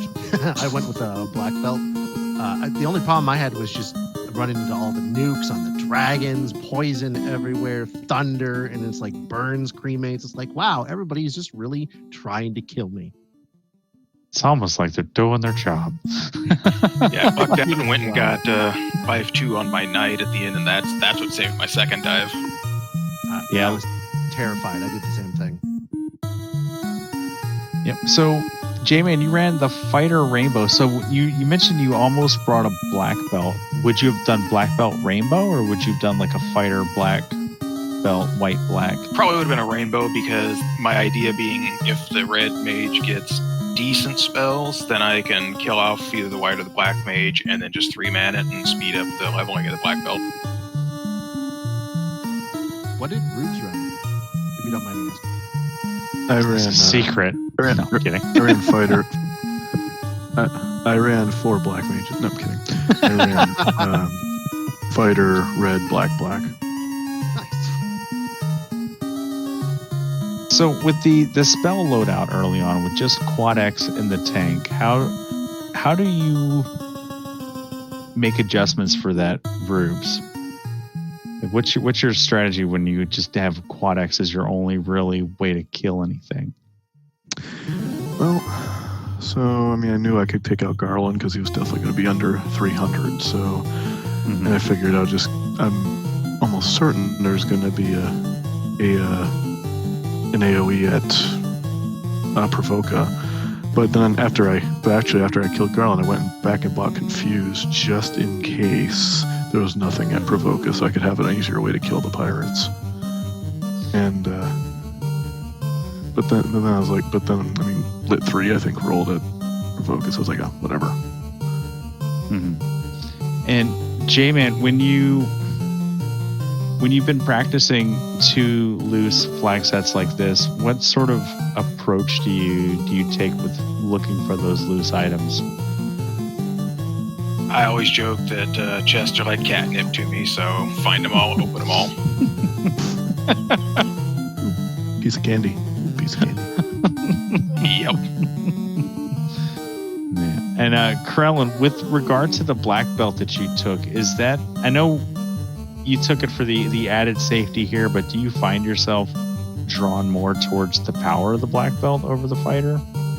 No, I usually don't, but I had run probably about 15 seeds of this throughout the week, and every single time where I didn't get a weapon or something to swing on the fighter, I was like, this would suck. And it's like, well, do I get a thief? Well, if I don't get a katana, which there were plenty of them, then I have nothing to swing. And then I'm stuck doing nothing. If I don't get the tail, or if the tail is loose somewhere, then what do I do? If I can't swing a high-end weapon? Well, my fallback was black belt. And it worked a couple times in practice. So I said, I'm going to go for safety, and I'm just going to do it. And it worked out pretty well.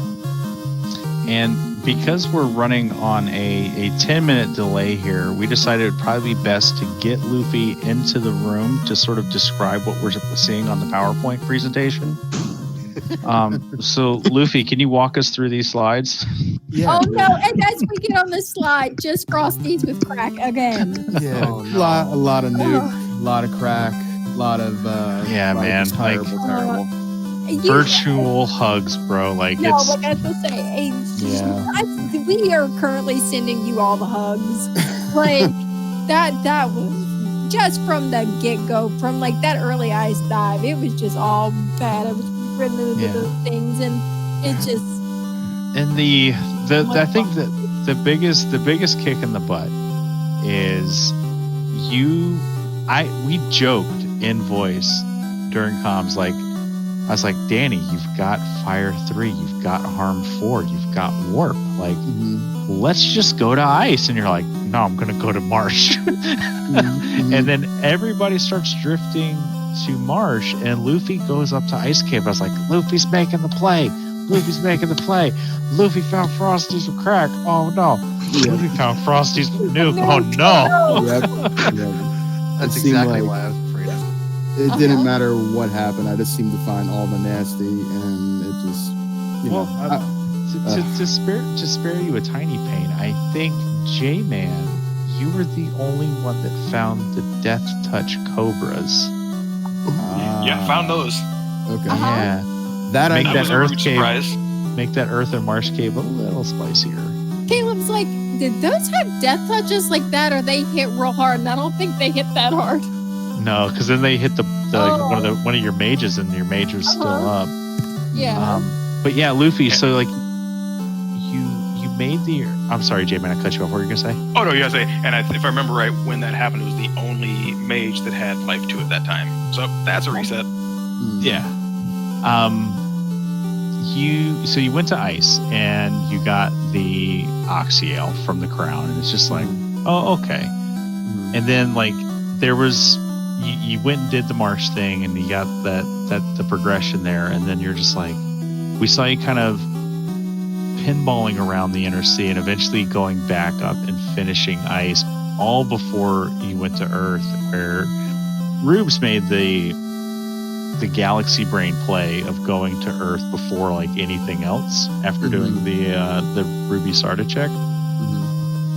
So like you were sort of like the last one to hit certain locations, but once your gears clicked in and you found that adamant and you got the crystal, like, so I thought, in my infinite optimism, I thought that like once you went back and bought the chime, you were going to go to Sky before doing Earth.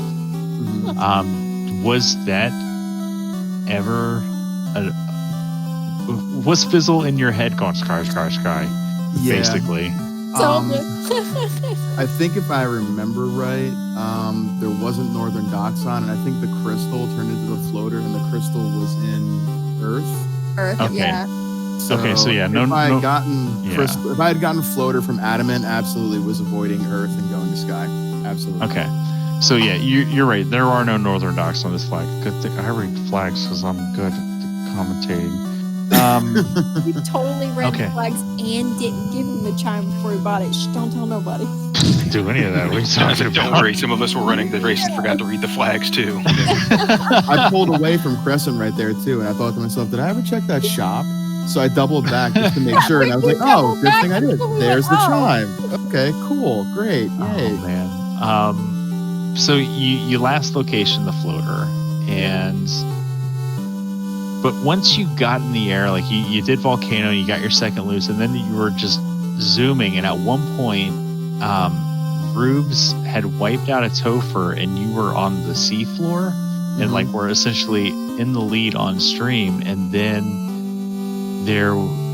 RNG and Topher just said, what if we test Luffy's metal here and see if Luffy really wants to be a part of the Final Fantasy randomizer community? I mean, like test his resilience, really see how much he likes this game. I couldn't tell. Like once I hit Chaos the first time and I was down to the solo knight and I wasn't doing any damage, I'm like, okay, like no power bomb, temper would be really helpful here. If I wipe out, I'll go buy temper, I'll grab a few levels and I'll try again. And then everything went wrong after that. And I'm sitting here and I kept thinking to myself, I don't remember who was doing comms, but if it's Caleb, like I just feel him saying like, this is what the Center for Competitive Forfeiting is for. And I'm like, if I wasn't on stream, I probably would have. He's doing the victory lap on stream. I love it. Yeah, I had to do that. I had to. There may have been a few comparisons to the Center for Competitive Forfeiting and Fizzle School of FFR. Yep. Just saying. But I wasn't advocating. I know that you're not a forfeiter at heart, and I mean that in But I want to just reiterate the mission statement of the Center for Competitive Forfeiting. Forfeiting isn't a meme. It's a way out of an abusive seed. I think of it as like relationship counseling. It's a valid strategy sometimes. No, I always hear Groggy, one of your teammates, in my head doing comms during Fall League saying, sometimes you just have to give up on a seed that is given up on you. Yeah. However, from FFR, we have a different motto. It's the hashtag too dumb to quit. Whatever. I've seen Fizzle forfeit out of enough seeds. I know Fizzle knows when to give up. That was me and Volcano. Now, your carry fight was really good, man. No, it was. Yeah, all like what, 7-8 minutes of it? Yeah, that was great. Okay, no, I'm not gonna lie, that was a little funny, but felt bad because at this point Rubes had done Ordeal, so he had the Masa, he had class change. You're doing carry, you had been there for a minute. Rubes strolls in, takes out carry, walks out, and you're just still on it. Yeah, and I think the big takeaway, Krellin, if you watch the stream, we mentioned it briefly. You had the wizard stick. And like you were using item magic effectively, like hitting her with the black shirt and stuff. But it's like if you had been pegging her with the wizard stick, it might have been a little bit kinder on your resources. But that's like one of the little things there. Like everybody knows Cake is the way to get out of a Lich 1, also Lich 2. Brack and Bane are the way to get through Tia and Kraken. Wizard stick, Confuse, Hold. Like Hold is a really good one too for carry one if you don't have Confuse. Like she's susceptible to all the status element spells. Cast Confuse if it lands, and then she just beats up herself. Yeah, good to know. See, to learn something new every day.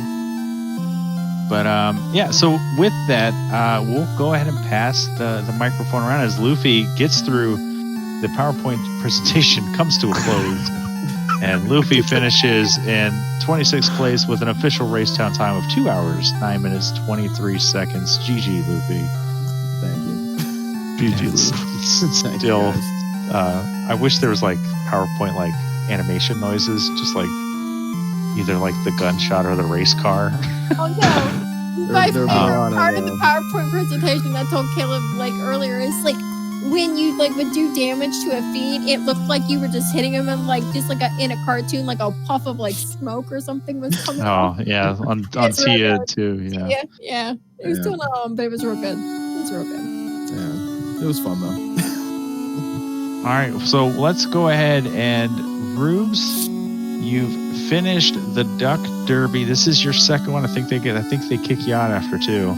Well, even if they don't, when you're as good as Rubes, you gotta go. Yeah, once you got that champion tag, I don't think you qualify as a duck anymore. So, Rubes, congratulations on your commencement from the Duckling program. Final thoughts on the boot camp, the derby, the whole nine. Thanks, Caleb. First of all, just say thanks to Caleb, Danny, SpeedGaming, and all the wonderful trackers and commentators and restreamers we have. This has been, from when I first started like just before the previous Duck Derby. I mean, it's been an amazing experience. Everyone in the community is so great. You know, not every seed has 3 fiends with nuke and whatever, but just please come on out and join us if you feel like it. FinalFantasyRandomizer.com. Thanks again. It was a great Duck Derby. Awesome, thank you, Rubes. And we'll go to our second place finisher on stream, Krellin. GG's, man. I think I don't know. You gonna what? We talked about spring tournament. Are you planning to participate in the upcoming bingo tournament? It starts in about a week. I have never done bingo ever. I'm probably going to be skipping that because my wife wants some attention. I got to help her do some stuff on Mondays. Fair. Wife aggro is real. I get that. Yeah, family stuff. So I probably am going to skip that one, but definitely going to come back in the spring and hopefully in the summer.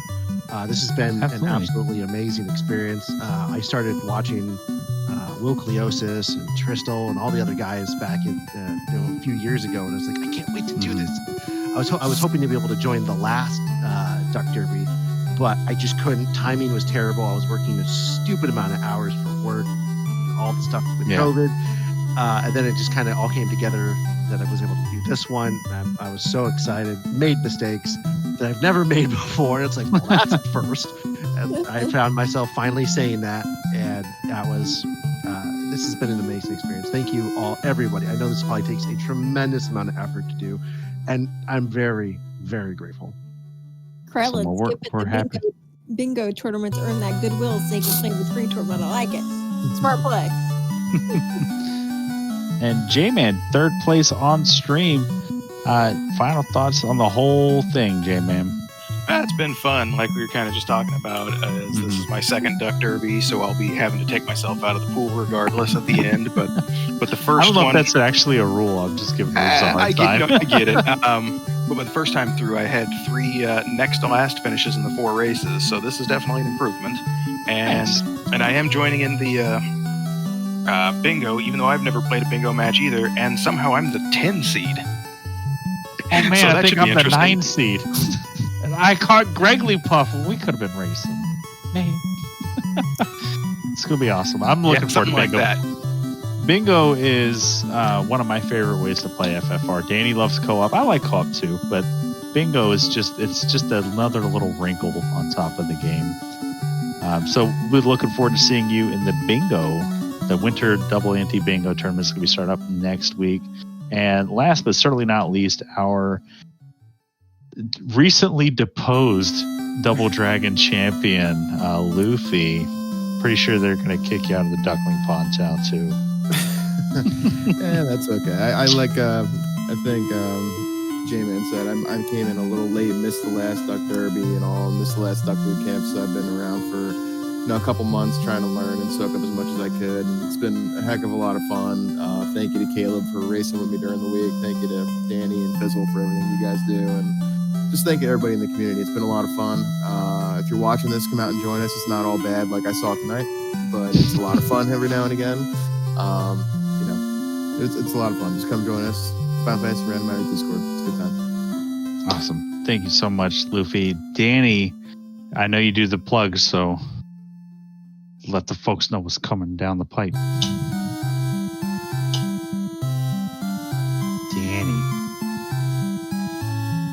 Danny.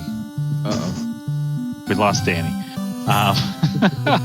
Well, I know we have everybody.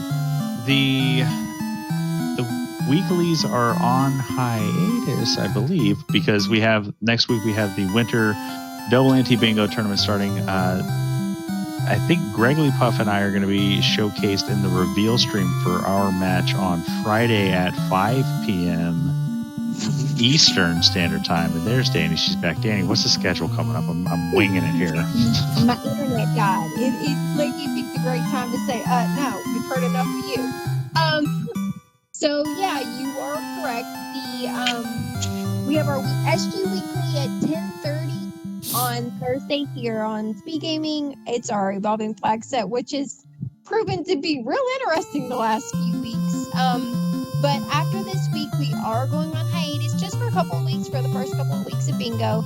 Like you said, Friday on RPG Limit Break, we are doing a bit of a bracket reveal, and just talking about bingo and stuff like that, along with the opening match. You and Greg will pop on Friday at 5 p.m. And then next week starts our bingo tournament, which will be don't have races and stuff scheduled yet. So if you are interested in watching the races, you should join the Discord, get yourself that fancy spectator tag, and you'll get pinged every time we have a race, which I promise won't be annoying at all, especially if you like our races. Some people like pings. Hey, I don't mind them, but yeah, it's good to have if you don't want to miss the races. And then like we talked about, spring tournament coming up in a couple of months. All the information for that will be released in about a month or so. For those who want to just join to watch, and those who want to race it, like I said, join the Discord. We love having new people, and just want to say again, GG to everybody who's on stream, all our ducks who ran in the Duck Derby.